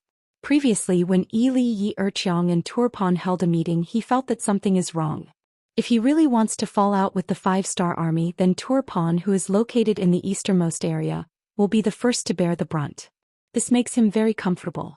Unfortunately, the other two sides have expressed their agreement. His eldest son, Harden Barter, who is also the eldest prince who represented him in the meeting of the three sides, expressed his position without asking him. In order to protect his dignity, he wants to fight the 5-star army to the end. Because of this, when Harden Barter came back, Xiza put him under house arrest. At this time, Ba Daojiang, who represented the 5-star army, appeared as a messenger. As soon as he appeared, he helped him analyze the situation. In the end, he said that if Turpan does not surrender, then it will be a dead end. At that time, as the king, Xiza will be buried here. And the Turpan people who died because of the war will blame him for generations to come. Respected King Xiza, everywhere my 5-star army goes, there is no place that we do not win. Do you think that a small Turpan can stop us? If you insist on using your weapons, then the only outcome that awaits you will be death. On the contrary, if you are willing to surrender, then not only will your people not suffer as the king, you will be sent to a place with beautiful scenery and pleasant weather to live out the rest of your life. In fact, there are already many kings and leaders of other countries there. They are all living very well. You will not be lonely there, you will definitely quickly fall in love with it. At that time, there won't be too few people serving you and your treatment won't be too low. Apart from losing a bit of power and freedom, everything else will be the same as it is now. You won't have to live in fear like you do now. How wonderful would that be? Ba Daojiang was originally a person of the pugilistic world. He was used to speaking human words. Often the dead could be revived by his words.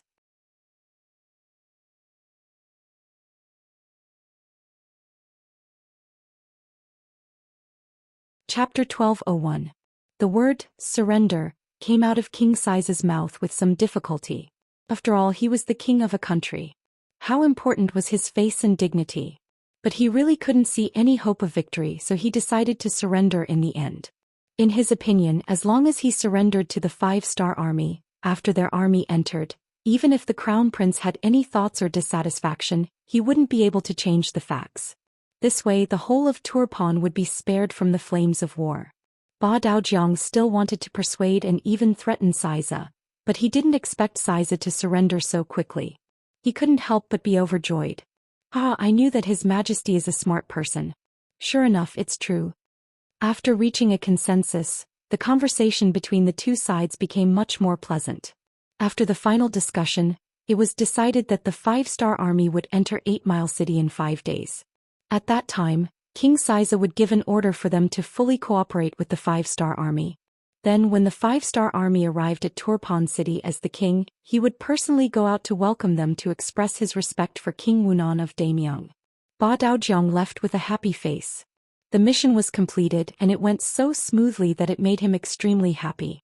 Originally, it would take more than 2 days to travel on a fast horse, but it took him less than 2 days to take a shortcut back to the 5-star army's camp in front of 8 Mile City. Then he happily told the news to Yang Chendong. After knowing that Ba Daojiang had returned to the camp and really completed the mission of persuading the king of Turpan to surrender, Yang Chendong also smiled. Not bad, I didn't expect Ba Daojiang to have such ability. Not bad. Young master, this should be due to the fame of our 5-star army. Beta Persei also laughed. As the person in charge of the Black Cavalry, of course, he had to be modest. Yang Chendong laughed after hearing this. He pointed at Beta Persei and said, I didn't expect you to be modest. Alright, with this reward, Baojiang will be rewarded handsomely. As thank you, young master. Beta Persei quickly saluted and laughed. Things went unexpectedly smoothly. The five-star army began to prepare to enter the city. Since the king of a country had made a promise and even wrote an imperial edict to Badaojiang, no one doubted it. After all, if there was a mistake, Xianxia as the king would be labeled as a lowly person. This was a very shameful thing for the king of a country. Even if he won the war, no one would trust him. But what if Xianxia was no longer the king? Then wouldn't this imperial edict be nullified as well? Turpan's capital, Turpan City, the first prince's residence. Two tall and strong men were discussing something with a young man in the secret chamber of the prince's mansion. The young man had an extraordinary temperament, especially when he raised his hands and stamped his feet. He always gave people a very noble feeling. He was the first prince of Turpan, Hardenbarter. It must be said that Hardenbarter was a very capable person. In history, the rise of Turpan began from his generation. Later, after the famous Prime Minister Arab died because of old age, Hardenbarter, who inherited the throne, took the opportunity to rise. In the end, his grandson unified the entire Yilianli region, turning the three forces into one. This was also the predecessor of the modern Xinjiang. Of course, such a person in history would not be willing to submit to the five-star army. As a prince and the future leader of Turpan, Hardenbarter advocated to go to war with the five-star army during the Three Kingdoms Conference, which caused his father to be angry. Hardenbarter translated it into Chinese. The general idea was that he was resolute and heroic. How could such a person be willing to be grounded at home? Just like now, on the surface he was not allowed to go out, but the two most important generals in the army took the initiative to come to his door. The two men sitting opposite him were the important generals in charge of Turpan. They were called Shurigan, meaning storm, and Daichin, meaning war general. The reason why the two of them braved the taboo to appear in the first prince's mansion was because of one thing. Their spies in the palace had sent news that King Xianxia secretly met with the messenger of the five-star army and reached an agreement to surrender. Since ancient times, whenever a country encountered a crisis, it was usually the generals that stood up. For them, dying on the battlefield seemed to be a kind of mission.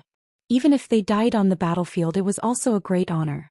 The two generals were both ambitious people and had contributed to the rise of Turpan in history.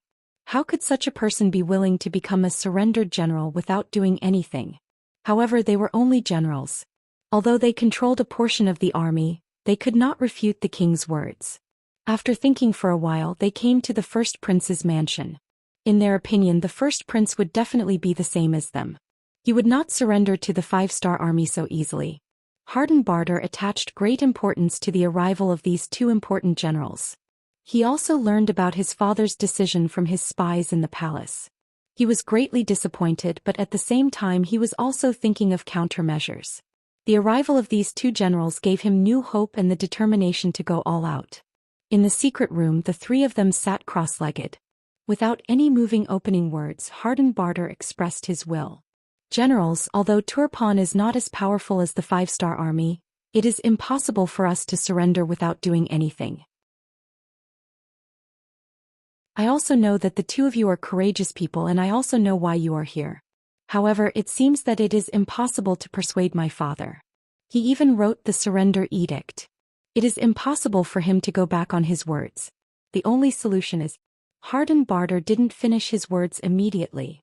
After all, this kind of action was shameful in the eyes of many people and would be condemned by the officials of the country. The two generals of the rising sun gone didn't think too much. When they heard that there was a solution, their eyes lit up. They looked at Hardenbarter expectantly and said, "First Prince, what solution do you have? Please tell us." "Yes, what do you need us to do? We will do our best." The other general Daichin also said. Hardenbarter was waiting for these words. He didn't feel troubled and said, "If we want to solve this, we just need to make my father give up the throne. That way his edict won't be recognized by our Turpan kingdom. Of course we can't hurt father. After all, he has done a lot for Turpan. He is also my father, so after he abdicates, I will find a quiet place for him to retire and spend the rest of his life in peace." This was clearly an attempt to seize power for himself. The two generals couldn't help but suck in a breath of cold air after witnessing such a momentous event. Even though they were unhappy with King Xianxia's actions, he was still their king. If he rebelled, they wouldn't be able to bear the responsibility either. The two generals didn't speak. Hardenbarter's heart skipped a beat. He knew that once he said something he had to do it. Otherwise, once the news was leaked, he would be the one to die. His father didn't only have him as a prince. If his father knew that he wanted to rebel, he wouldn't have a good ending. In other words, after he voiced his thoughts, he had no way out. Right now he had to get the support of the two generals. Otherwise, what awaited him would be worse than death. The two of you are the backbone of my Turpan kingdom. All these years, the reason why the kingdom has been able to stabilize and the people have been able to live in peace is completely inseparable from your efforts. But now, someone is about to destroy this achievement. Are you going to just let it happen? Do you really want the people of Turpan to be slaves? To be looked down upon forever? After a series of questions, Shurigan and Daiqin couldn't help but frown. Seeing that his words were effective, Hardenbarter suddenly stood up, then bowed to the two of them. Your Highness the First Prince, what do you mean by this? The two generals who couldn't accept such a grand gesture hurriedly stood up.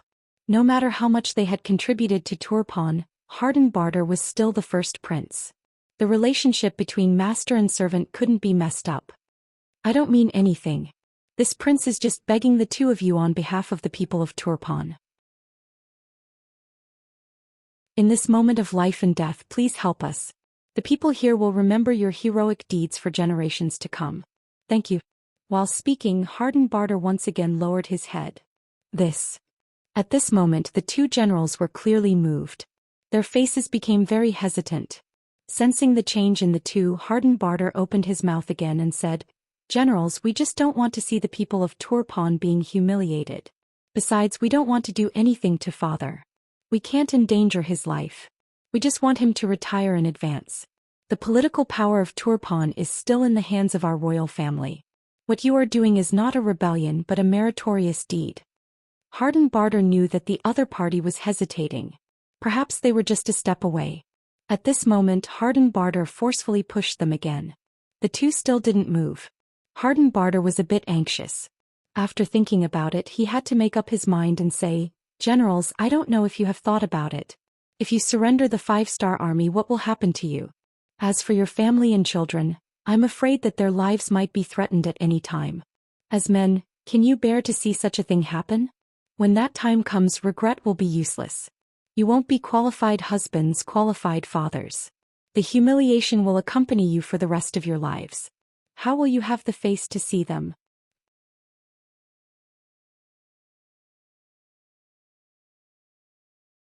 Chapter 1202.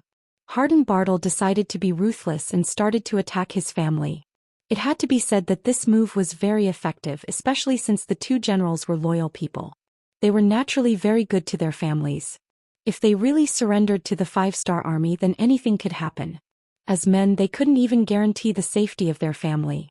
This was something they couldn't accept. Such a thing really happened, it would be a fate worse than death for them.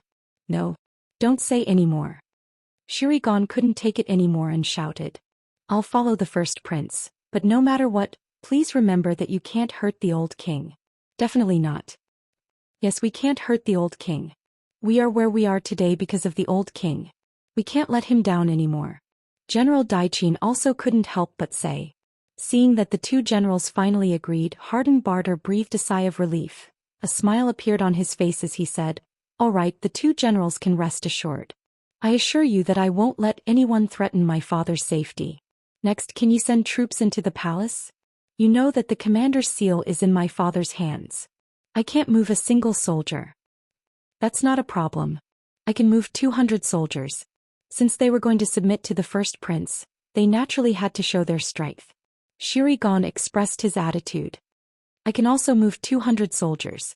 Also, I can move more than half of the palace's guards in the name of patrolling. This way our next move will be much smoother. Daiqin said in the same tone. With the two of you we can succeed. However, there's one more thing. Imperial Father promised the envoy from the 5-star army that he would open the city gates to welcome them in 5 days. If that's the case, once they are allowed to enter, I'm afraid that it would be impossible for us to stop them. Tomorrow is the date of the 5-day agreement. Can the two generals see if anyone can go there in advance? This was what Hardenbarter was truly concerned about. Once the main gate was occupied, the Turpan kingdom would enter a passive state in the following battles. Knowing that this was a serious matter, the two generals looked at each other. In the end, Shirigan stepped forward and said, "If that's the case, I'll bring some men over. The general guarding the city is my subordinate. He should listen to me." Seeing that the rising sun god had taken the initiative to take on this important mission, Hardenbarter was naturally overjoyed. "All right, then I'll leave everything to you, General. Your 200 soldiers can also go with you. After all, it's most important to not lose control of the situation." "No need. 8 Mile City has 20,000 soldiers. I won't be able to take it down even if I don't bring 200 soldiers with me. This time I'm convincing you with reason. I know what I'm doing." Shirigan shook his head. He knew that forcing King Xianxia to step down was the most important thing. Otherwise, even if he took control of 8 Mile City, he would be labeled as a traitor. Then he would have no way out. The matter was decided just like that. After Shirigan left the first prince's residence, he quickly rode his horse and only brought 2 soldiers to 8 Mile City. His time was limited. After all, he had to get there before dawn. Otherwise, some things would be unstoppable. The first prince and General Daiqin stayed behind. After some discussion, they decided to take down the palace at 3 in the morning. That was when people entered a deep sleep. It was also when people's guard was at its lowest.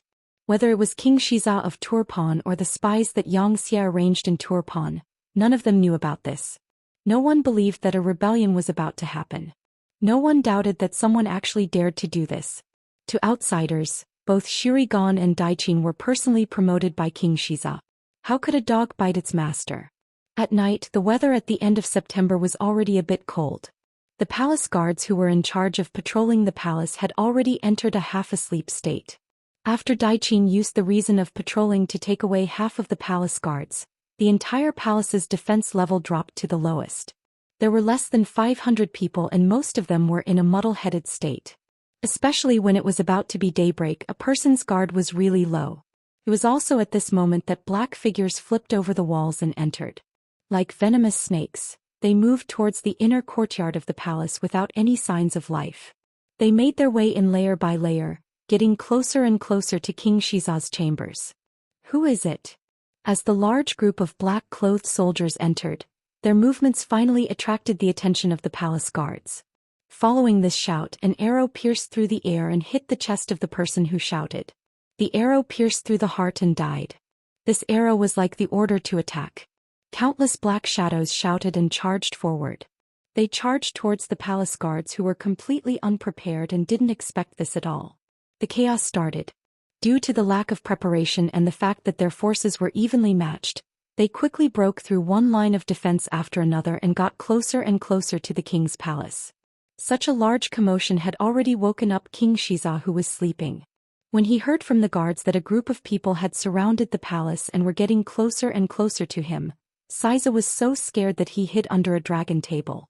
His whole body trembled as he kept repeating the same sentence, "Don't kill me, don't kill me." When the sky was bright, 300 of the palace guards were killed, 100 injured and close to 100 captured.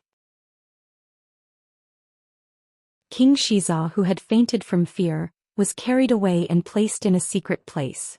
Under the accompaniment of General Daiqin, Prince Hardenbarter sat on the throne as he wished. He also received the tiger token and country seal to command the army, confirming the fact that he was the new king of Turpan. Don't lose 8 Mile City. When the sky brightened, the East City Gate near the 5-Star Army's camp was all opened, showing that they were determined to surrender according to the agreement. Advance. Yang Qindong stood in front of the main camp and waved his arm with a smile. Immediately, the 5,000 Mongol cavalry of the Wufeng army raised the 5-star flag and charged towards Don't Lose 8 Mile City. Each and every one of the cavalry was filled with vigor. On the city wall, Shirigan, who had already put on a set of general armor, squinted his eyes as he looked at the scene in front of him. He had arrived before dawn, and after some persuasion, the general of the city guard had returned to his side. Of course, part of the reason was because of Shirigan's persuasion. Of course, it was also because the defending soldiers didn't want to surrender before even shooting an arrow. As a soldier, as long as one had courage, unless it was necessary, no one would be willing to surrender. Get ready. Seeing that the vanguard of the 5-star army had arrived at the city gate and were about to enter, Shiri Gan shouted, "Fire!" So. The Turpan soldiers who were hiding under the battlements jumped out like fishes. They were like heavenly soldiers descending from the heavens. All of them took out their bows and shot at the defenseless 5-star army cavalry. Since they were defenseless and didn't expect something like this to happen, hundreds of them were hit by arrows. Some of them were killed on the spot while others were injured. They cried out in pain on their horses. "Close the city gate." After succeeding in his attack, Shiri Gan immediately gave the order to close the city gate. He noticed that the 5-star army had more than 100,000 soldiers. Even if he had the upper hand, if he wasn't careful, he wouldn't be able to defend the city. The sudden change at the city gate caught the 5-star army off guard. The Mongol cavalry general, Narasong, who was following the troops to enter the city, ordered the cavalry to retreat. His eyes were red as he rushed back to the tent and knelt in front of Yang Chendong. "My king," the Turufen army went back on their words. "Please allow me to lead the troops to siege the city to collect the blood debt." At that moment, not only Narasong but all the other generals had bloodshot eyes. They were furious. Yang Chendong, who was wearing a golden cape, didn't look any better. He didn't expect the Turpan army to do such a thing and lie to him. Although the Mongol cavalry wasn't his own, since they were able to join him, he was confident that he could turn them into his own. After all, they were his soldiers. Of course, he was furious that such a thing happened. Report. Just as all the generals were furious and were waiting for the order to attack the city, Wang Shan suddenly appeared. He held a telegram from the Turpan Security Bureau and handed it to Yang Chendong. After taking it and glancing through it, Yang Chendong sucked in a cold breath. At the same time, the anger in his heart subsided. He looked at the generals and said, "Let's retreat. Let's go back to the tent for a discussion." Yang Chendong turned around and walked into the tent. At that moment, Badao Jiang, who was wearing the black cavalry uniform, was kneeling on the ground. Kneeling with him were Qiu Vi, Dao Shao, Ping Yu and a few other captains. It was obvious that they had seen how the Turpan army went back on their words and even used the chance to injure the Mongol cavalry. Thinking back to how confident he was when he had completed the mission, Badao Jiang was here to ask for forgiveness. The rest of the people were tied up so that the 6th young master could deal with them leniently. "Get up. This isn't your fault. Badao Jiang, you've completed your mission well." Yang Chendong walked in front of the crowd and stopped. After he finished speaking, he walked into the big tent. If it was before he saw the telegram, Yang Chendong might have been furious. However, now that he knew what had happened, he wouldn't make things difficult for Badao Jiang. Speaking of which, he didn't expect such a thing to happen.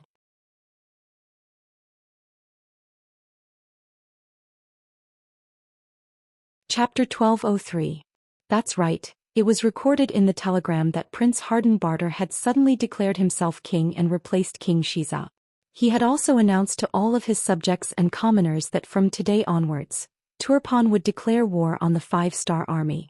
When this sudden news came out, the intelligence department immediately started to investigate the reason. They didn't want to send a telegram to Wu Nanking without any head or tail. Because of this, they were a little late, which caused the loss of the Mongolian cavalry. However, Yang Chendong could not blame them. After all, the news needed to be confirmed and they needed to find out the reason. It was normal for them to report it in the evening. Moreover, he did not expect such a thing to happen in Turpan either. After returning to the tent, he looked at the contents of the telegram. Hardenbarter had actually used force to open the gates of the royal palace and seized power. At the same time, he was shocked and blamed himself. How could a kingdom surrender so easily without even firing an arrow? He had actually believed it. Looks like I was too careless. Things went too smoothly and I became too arrogant. I have to pay attention to this in the future. While Yang Chendong was reflecting on his actions, the other generals had also entered the tent. After everyone stood still, they looked at Yang Chendong expectantly, waiting for him to give the order to attack. Yang Chendong suddenly stood up and bowed 90 degrees to everyone as he said sincerely, "Everyone, this time this king was wrong. I'm sorry." This sudden apology scared the generals so much that they were dumbfounded. Following this, they all knelt on the ground and cried out, "Your Majesty, please take back your apology. We can't accept it, we can't accept it." It was no wonder that these generals who killed people without blinking and would not even tremble in the face of an enemy's army, were afraid. In ancient times, how could an emperor apologize to his subjects? This was the special nature of feudal hierarchy. Even if the emperor had made a mistake, it was already a great thing to be able to issue an edict of self-reproach. Who knew how long he would be praised for this? Not to mention Yang Qindong had bowed and apologized. His sincerity was even more evident. Even Beta Persei, who was standing on the side, was shocked for a moment and also knelt on the ground. Yang Qindong was now their king, their master. Where was the logic of a master apologizing to a servant? This was unheard of. Among the generals, Narisong knelt on the ground with tears in his eyes. He was indeed angry just now. Of course he was not angry at Yang Qindong, nor did he dare to be angry at Yang Qindong. He was angry because Turpan went back on their words. He only wanted one thing: to attack the city and avenge their brothers who had died. Narisong Qindong. At this moment, Narisong Qindong his heart.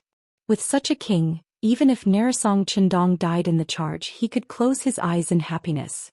Yang Qindong sincerely apologized. In the modern army, if the commander of an army did something wrong, he would also have to write a reflection. If the matter was serious, he would also have to publicly apologize. This was something that Narisong Qindong was used to. He never thought that this move would cause such a big reaction from everyone. Yang Qindong sighed. After lamenting the different environments and different concepts under different systems, he had no choice but to sit back down on the chair. Then he raised his right hand. "All right, everyone, get up." When the generals heard this, they quietly raised their heads.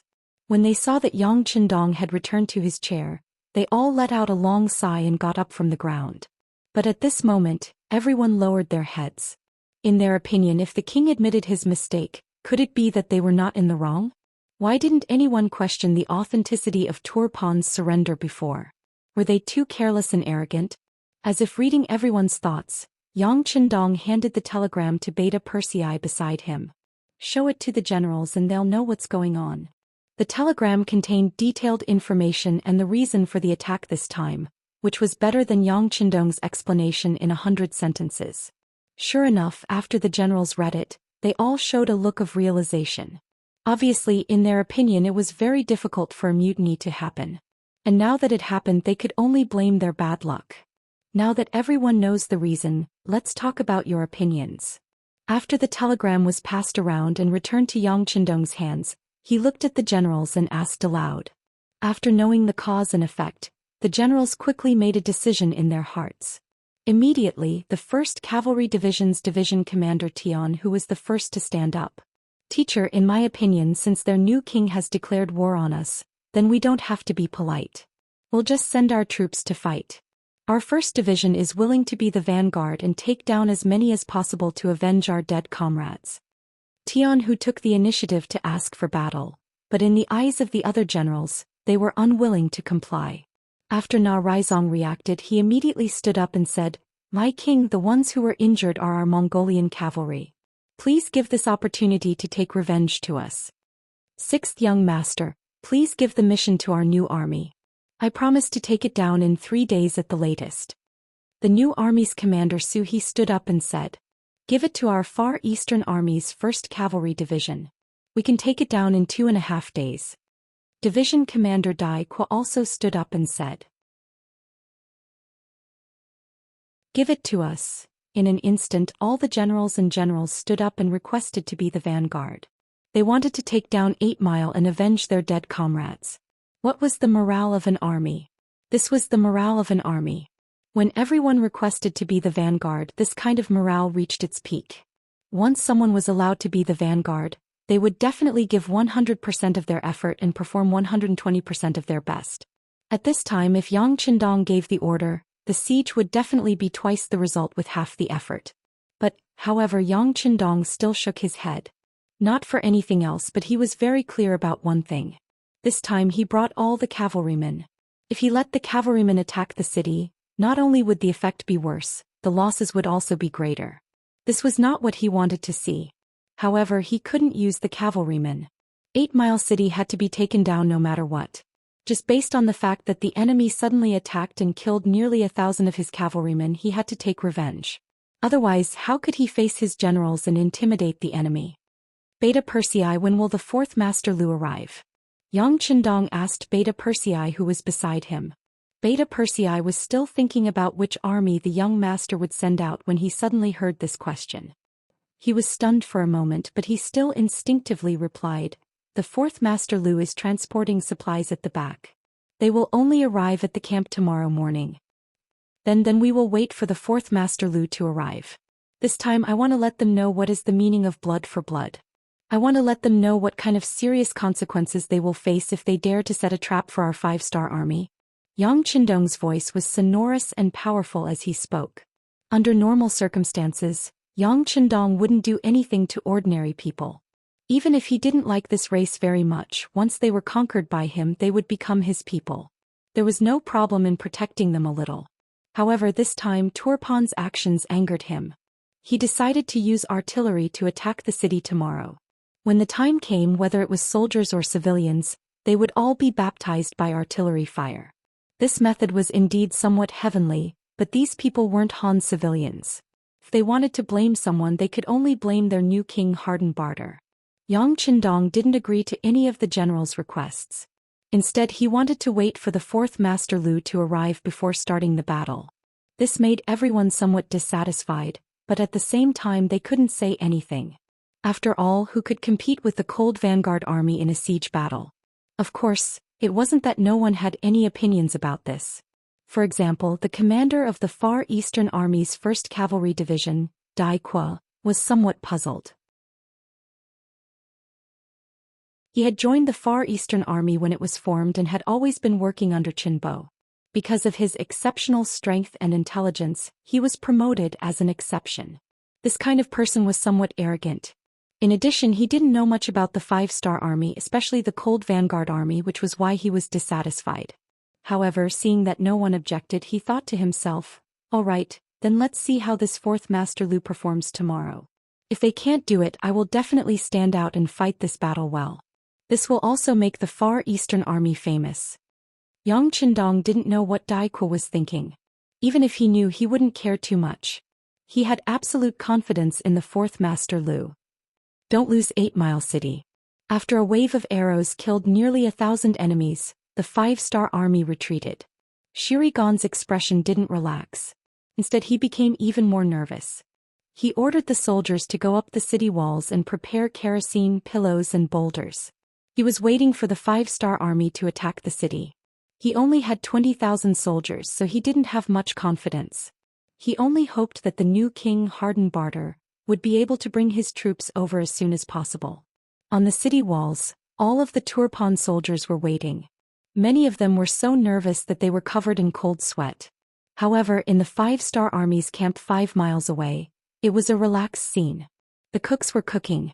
Smoke curled up into the air, and the aroma of the meat filled the eyes of many soldiers with satisfaction. Just now, the higher-ups had sent down an order for everyone to rest for a day and prepare to attack tomorrow afternoon. At that time, it wouldn't be easy for everyone to eat in such a relaxed and defenseless place. This was the calm before the storm. Many of the soldiers took this time to rest and prepare themselves for the next battle in their best condition. The 5 astral army suddenly stopped attacking. This was out of Rising Sun Gon's expectations. Even when night fell, there was still no movement from the other side. Finally, he could not help but write a letter and send it back to Tulyafan City to deliver to the new king.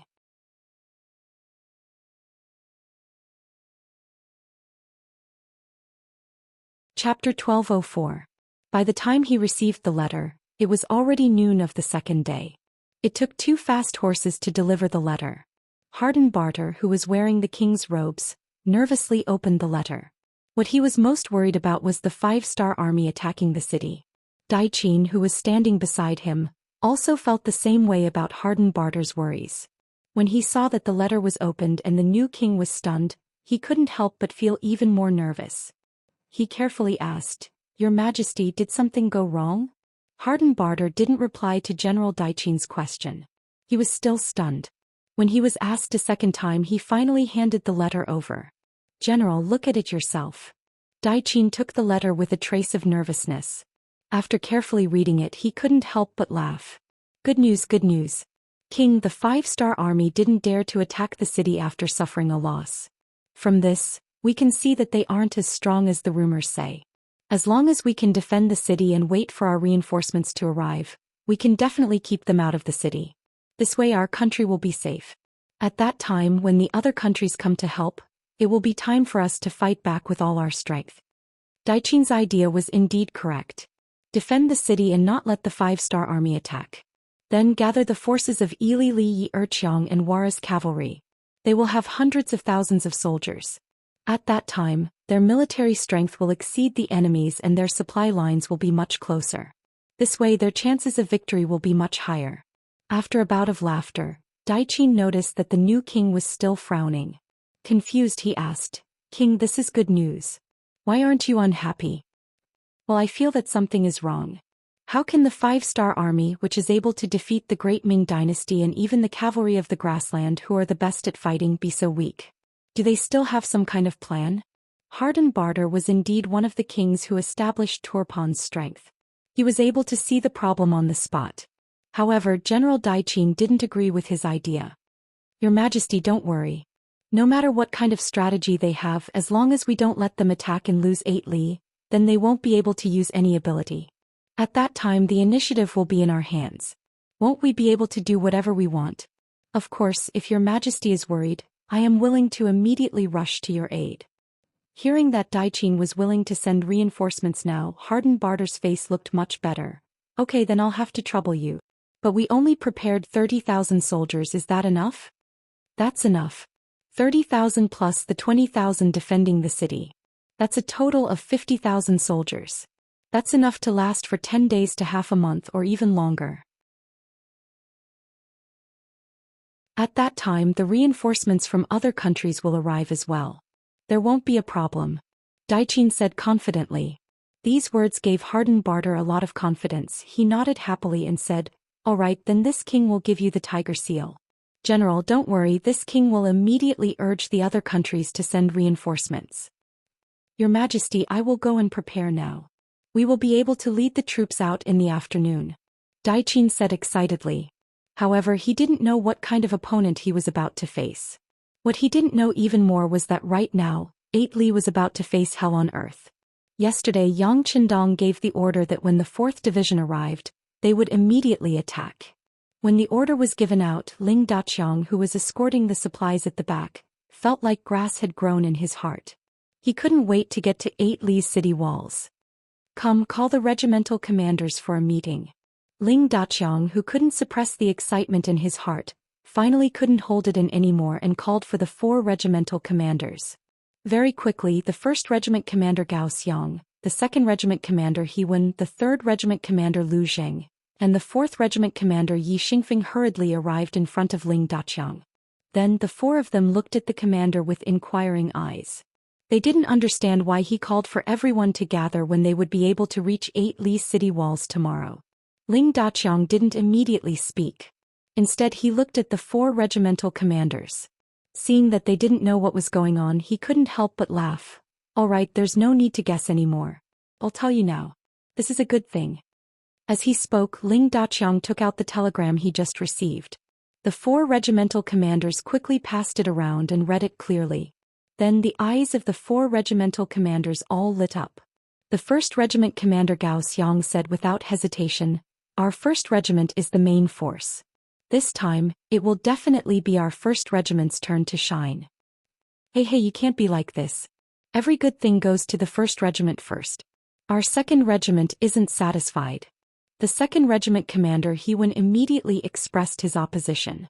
Then the other 2 regimental commanders also expressed their opposition. In the end the task still fell to Ling Daqiang. Commander Ling Daqiang was very clear that this was an extremely important matter. Everyone wanted to get this mission. It was just that he, as a commander, was in a difficult position as to who to send. In the end he actually rolled his eyes and used the most primitive method to solve the problem, which was to draw lots. He prepared 4 slips of paper for everyone to draw. 3 of them didn't have anything written on them. Only the last one had the word attack written on it. Whoever got the mission would get it. This method was unanimously approved by the 4 regimental commanders. It was fairer to compete with luck. No one could say anything about it. Just like that, after the 4 regimental commanders competed with their luck, the 2nd regiment commander Hewan got the slip with the word attack written on it. Ha ha ha, our 2nd regiment will be the attack. After opening the slip in his hand, Hewan shouted with joy. The other 3 regimental commanders had dejected expressions. They looked at Hewan with eyes full of envy. All right, the mission will be given to the 2nd regiment. But regiment commander please remember that your regiment will be escorting 5 100mm mortars at the front of the group. Whether or not you can reach the main camp by noon tomorrow will depend on your ability. If you can't reach on time, the other regimental commanders will be drawing lots. You won't have anything to do. Also, if you don't complete the mission well this time and the landing point is not accurate, the 2nd regiment won't have anything to do with this kind of mission in the future. Are you willing to accept? Ling Daqiang continued to raise a series of requests to increase the difficulty of the mission. Yes, I'll accept all of them. The 2nd regiment commander Hewan said confidently. Speaking of which, as a member of the Cold Vanguard, it was normal for them to practice with cannons. Although they couldn't practice it as often as they practiced with guns, they would still have missions to fire from time to time. Once they had a target, they would definitely not miss. Just like that, the other 3 regimental commanders sent Hewan off with envious gazes. The 5 100mm mortars that accompanied the army also left with the 2nd regiment. In order to complete the mission and complete it efficiently, Hewan rushed all the way. Before noon the next day, he had already arrived 9 miles in the morning. He even took the time to let the soldiers rest for 2 hours and eat some food. Then he placed the 5 mortars 300 meters in front of 8 Mile City. Yang Qindong had already sent someone to set the measuring stick. Now that the target was right in front of them, Hewan started to order the loading of the mortars in front of the entire army. The feeling of being envied in front of so many people was just too good. Yang Qindong brought all the generals out. Especially the Mongolian army led by Na Ri Song. They had already put on their armor and were ready to charge. This was also Yang Qindong's compensation for them. Since they had suffered a loss yesterday, of course they had to make up for it today. On top of 8 Mile City, General Shurigan was looking at the scene below with his soldiers. This is the Red Barbarian Cannon.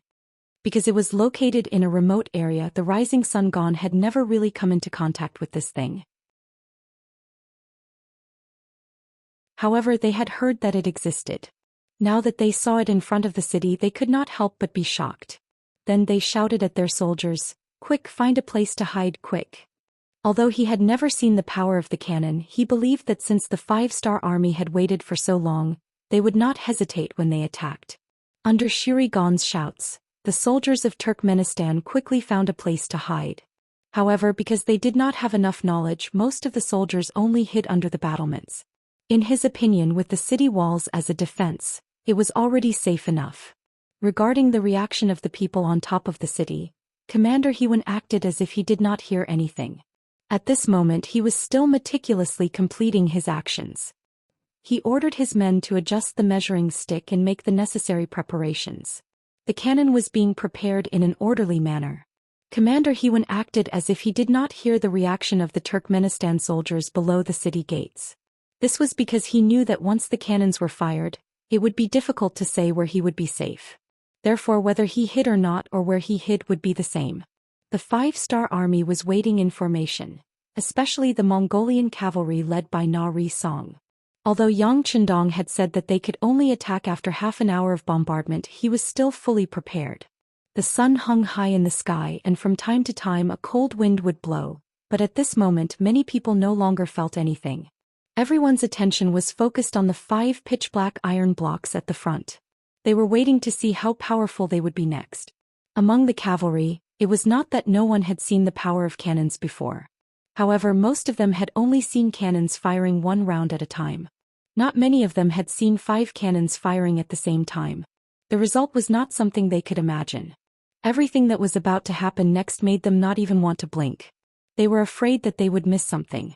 Finally, under everyone's anticipation and complicated thoughts, the 5 100mm mortars were ready. The cannons were also loaded.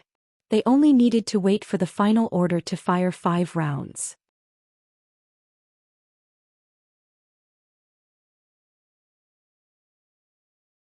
Chapter 1205. He-Wen didn't immediately give the order because this was the first time he had to deal with something like this. Although Xianxia was powerful, his ability to rely on cannonballs was still very weak. The process wasn't up to standard, so out of 10 cannonballs, only 1 or 2 could actually be used. This made them have no choice but to use them sparingly. This was also the reason why cannons weren't widely used until now. It was because the technology wasn't mature enough. Everything depended on a large probability and hard work. It was because of the preciousness of cannonballs that He-Wen couldn't help but turn around to look at Yang Qindong. He was waiting for the 6th young master to give the final order. He didn't say anything and only nodded his head, representing Yang Qindong's attitude. Normally, a city with only 50,000 people and 20,000 soldiers didn't need to be so big. However, the shameless sneak attack yesterday made Yang Qindong unhappy. Even if he had to waste some cannonballs, he wanted to make the enemy pay the price. He wanted to tell the world what the consequences of messing with the 5-star army were. After receiving the final order, He-Wen's eyes flashed with excitement. He quickly turned around and shouted with a red flag in his hand, "Cannoneers, prepare to fire." Fire. He-Wen shouted with all his strength, causing the veins on his neck to pop out. Along with this shout, boom boom boom boom boom. The 5 cannons roared at the same time and a beam of fire shot out from the barrel. With a speed that couldn't be followed by the naked eye, it flew towards 8 Mile City, which was 300 meters away. Under the rumbling sound, it attracted the neighs of war horses. Boom boom boom boom boom. The cannons rumbled and the 100mm mortars showed their ferocious side, mercilessly attacking the target. They hadn't seen the cannons of the future explode all over the mountain and raze it to the ground. This made the people at that time look like ignorant children. Occasionally they would see a grenade explode and they would exclaim in surprise.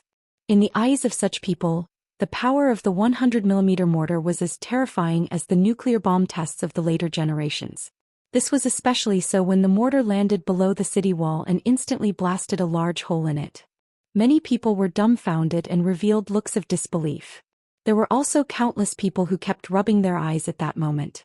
They wanted to make sure that what they were seeing was real, or that they had been traveling in a dream.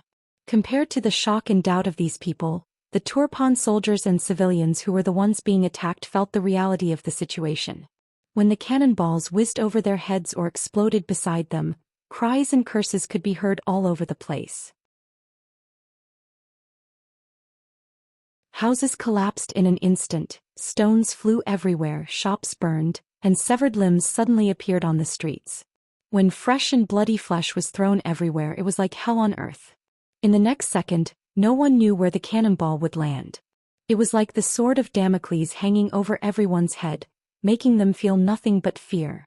No one knew what would happen in the next second. No one knew if they would still be alive in the next second. In the next second, would he become the target of the explosion and be blown into pieces? The morale of the soldiers and the people began to collapse at that moment. The inside of the city was like hell on earth. Every breath seemed to pass by very slowly. Outside the city, many soldiers of the 5-star army were dumbfounded. Among them were some company commanders, battalion commanders, regiment commanders, and even division commanders. Many of them knew that cannons were very powerful, especially the 5-star army's cannons. They had tried their best to overestimate the power of the cannons, but they could not help but be amazed. The reality was more spectacular and powerful than they had imagined. It could only be said that their imagination still needed to be improved and increased. Because of that, many people were secretly sizing up He-Wen's 2nd Regiment, who was still firing the cannons. Many people were also amazed by Bugnam of Gojoseon's strength and power. This was because he was the one who had invented and created these things under his guidance. Fire! He-Wen was still waving the little red flag. At that moment he had entered a half-crazy state. Every time he fired a cannon his face would turn red. He was immersed in this moment. Enough. Yang Qindong looked at the watch on his wrist. He looked at Beta Persei next to him and said softly. This voice also awakened Beta Persei, who was also in shock. Although he was Yang Qindong's guard, it was rare to see a scene like this. Yes. Beta Persei responded and quickly rode to He-Wen's side. He said loudly, "Young master's order is to stop firing. Stop loading cannons." He-Wen quickly reacted and shouted. Then he had a distressed look on his face. Looking at the empty cannonball boxes, he wanted to cry but had no tears. This time they had fired more than 10 cannonballs than planned. These were the treasures of the 4th Division. He really didn't know how the division commander would deal with him if he saw them. The rumbling of the cannonballs finally stopped. Narasatsu, who was half a beat slower, finally reacted. When he looked around, he found that the city gate that was 8 miles away had already flown away. There was not even a shadow of the enemy in sight. He could not help but laugh and then shouted, "Mongolian cavalry, listen to my order. Follow me and kill." After the word kill was spoken, the scimitar was unsheathed. Then the sound of horse hooves shook the sky. Take advantage of the situation. The Mongolian cavalry's complicated situation had arrived. No one would have thought that just yesterday the Mongolian cavaliers would be caught off guard and killed by the Mongolian cavaliers. It had only been a day and their chance for revenge had presented itself. Facing an opponent who also had no ability to resist, they began a massacre that was unique to them. They had long been ordered to attack without mercy. This time the Mongolian cavalry only faced 20,000 Turpan soldiers who were defending the city. There were also civilians who wanted to resist with sticks and even pots and pans. In short, there was no right or wrong in war because everything was wrong. Enemies were not absolute either. Those who had weapons were enemies. Nearly 20,000 Mongolian cavaliers charged into the city like ferocious beasts, causing the city that was already covered in blood to become even dimmer. This day was destined to be a day in hell for the soldiers and civilians who were 8 miles away from the city. Yang Qindong rode on his horse as if he did not hear all of this. It was not that his heart was as hard as stone, but he knew very well that evil people needed to be dealt with by evil people. Perhaps some people would understand that if you respected them they would return the favor tenfold. But to some people, if you backed down, you would only be seen as a sign of weakness. To such people, only by killing them could one completely subdue them mentally and physically, such that they would never dare to have any thoughts of resistance. Naturally, this was a way to treat the symptoms but not the root of the problem. But it did not matter. Yang Qindong still had a backup plan, which was to move the civilians away. When a place was filled with strangers, their so-called national spirit would naturally crumble. If they could live a good life, then no one would rebel. A war that could not be considered a war that was just a massacre, finally ended after the Mongolian cavalry vented their anger. After the battle, out of the 20,000 Turpan soldiers, over 8,000 were killed and the captives were all injured. Out of the 50,000 civilians, over 5,000 died and many were injured. This was the result of playing tricks with the 5-star army. Maybe if they did not play tricks and fought head-on, they would not have suffered such heavy losses. What was worth mentioning was that the defending general Shirigan had died under a giant rock. One could deduce that a cannonball had blown up the battlements and unfortunately, it landed on his body. A Turpan heavy general actually died just like that on the ground. It was as his name implied. Storm, he died in a storm. Your Majesty, your subordinate is untalented. About 200 cavalrymen escaped and we were unable to catch up. Na Raizong appeared in front of Yang Qindong, his body reeking of blood. No worries, someone needs to report. Yang Qindong did not care about this at all. He even felt that the number of people who escaped was too little. In his eyes, those soldiers who had seen such a scene would not be able to fight against the 5-star army. The shadow in their hearts was their greatest enemy. 8 Mile City, which was seen as a natural stronghold, was lost just like that. From the start of the attack to the complete occupation, it took less than 4 hours. When the 200 cavalry that escaped scattered, and a portion of them returned to Turpan City, it was already the night of the second day. The new king, Hardenbarter, was woken up from the palace, and he learned about what had happened from the general on duty. What? 8 Mile City was lost, the 20,000 troops were wiped out and Shirigan general died in battle. After hearing the report from the general on duty, Hardenbarter fell back into his throne, his eyes devoid of light. How could this be? How could this be? After a long while, Hardenbarter finally sobered up, but he still couldn't stop himself from blurting out this sentence. King, I heard from the soldiers that escaped that the 5-star army used a powerful cannon that turned the entire 8 Mile City into hell. When the general on duty said this, his whole body trembled. He couldn't help but think that if this was true, then how could they use swords and spears to fight against the cannons? What was the difference between this and throwing away their lives? Cannons?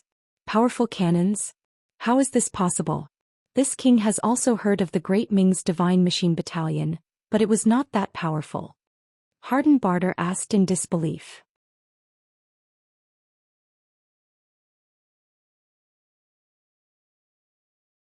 Chapter 1206. But the soldiers who escaped all said so. My king, how should we deal with these people? The general on duty asked carefully. Because he was a general, he knew that if this matter was spread out, it would affect the morale of the army. He was afraid that no one would dare to fight against the 5-star army. How should we deal with them? Lock them all up. If anyone dares to say anything, behead them on the spot.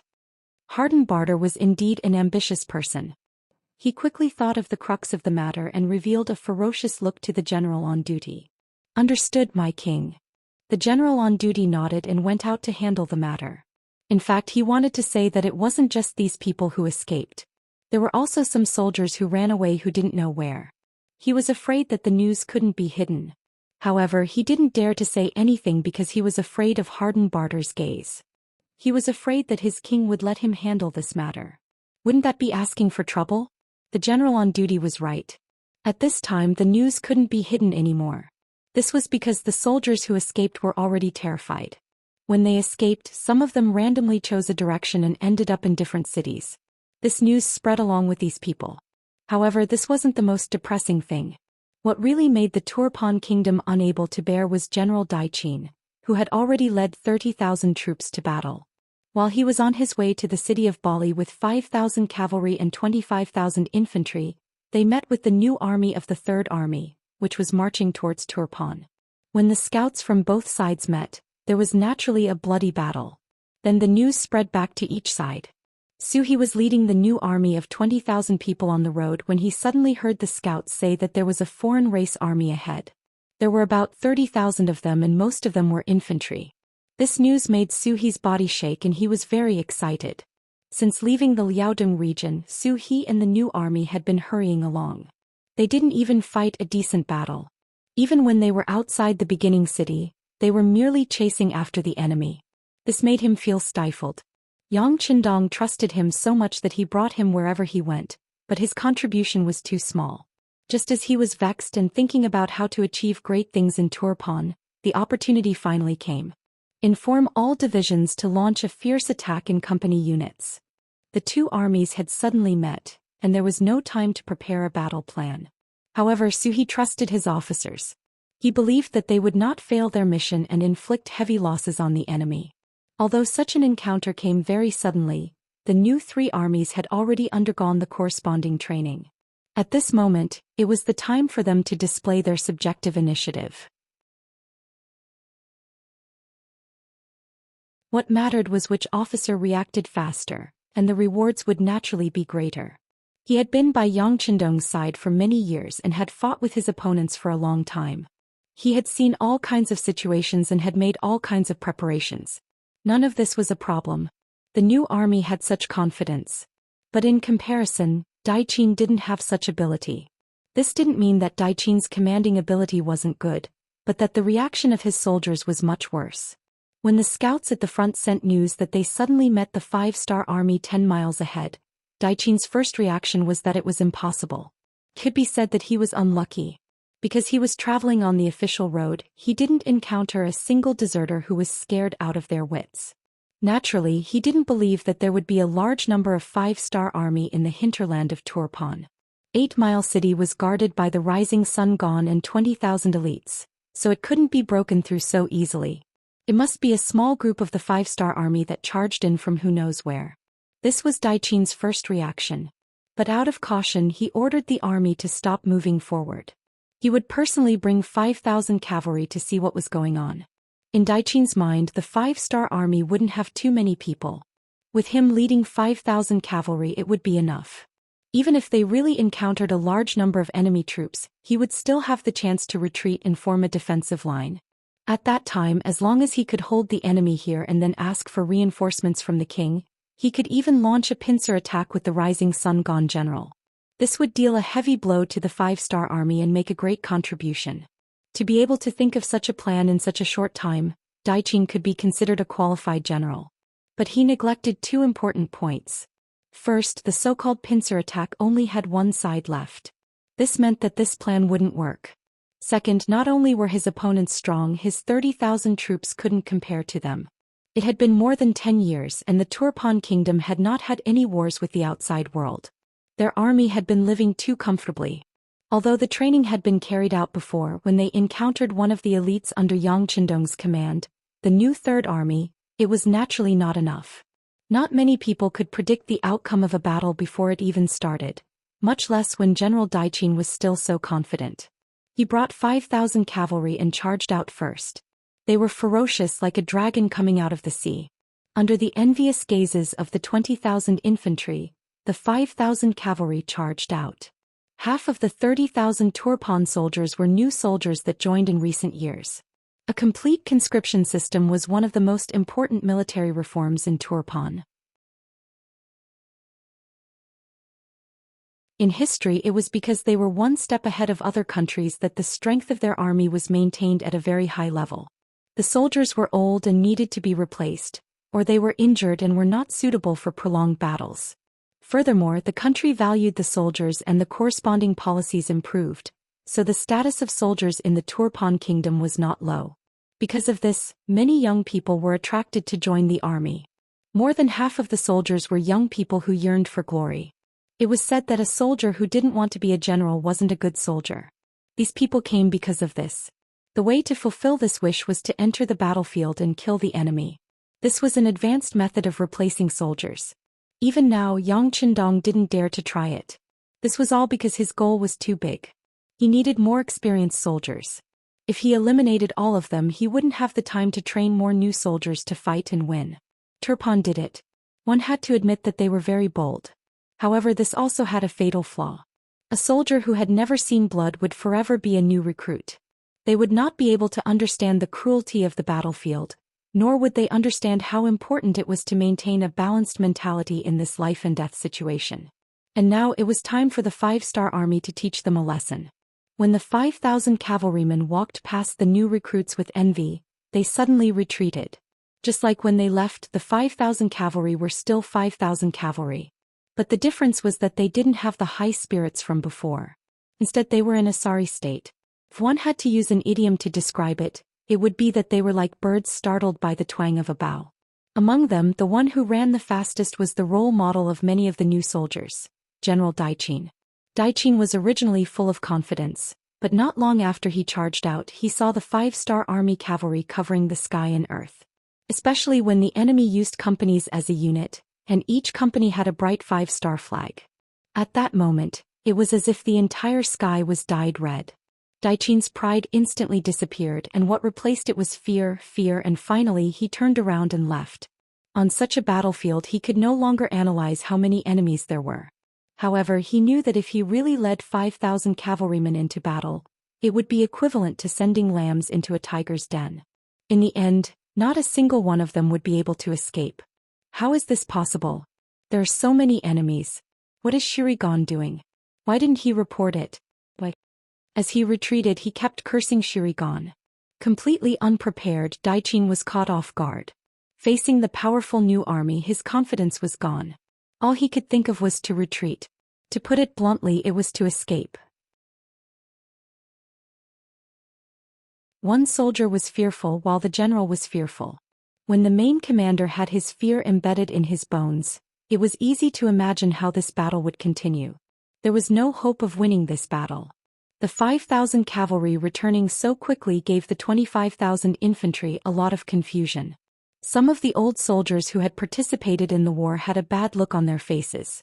Experience seemed to have told them the answer. But for the new soldiers who were participating in the war for the first time, they couldn't understand. Some even naively thought, was this General Daiqin's way of training the soldiers? Was it to test how fast the cavalry was? No matter what kind of thoughts these people had, the truth would tell everyone what had happened. Just as the 5,000 cavalry returned to the infantry camp, behind them an eye-catching red flag appeared. Then 10,000 horses galloped as if Mount Tai was pressing down on them. At first there was only one flag, then a few flags. But then more and more red flags appeared. It was as if they suddenly grew in the sky, giving people a feeling that there was no end to them. And these red flags only came from one direction, the direction of the 30,000 Tulu army. Prepare to fight. Set up the formation. Archer's spearmen step forward. Finally returning to the side of his own army, Daiqin, whose expression was still uncertain, started to shout out orders. Even though he was frightened by the enemy's formation, but as a general his responsibility was to command the battle. Even though he knew that the chances of victory were slim, he still had to do it. This was his mission. You're tuning in to the Zhou Xian's Legacy YouTube channel. Don't forget to subscribe and join us on this journey to catch the most captivating stories.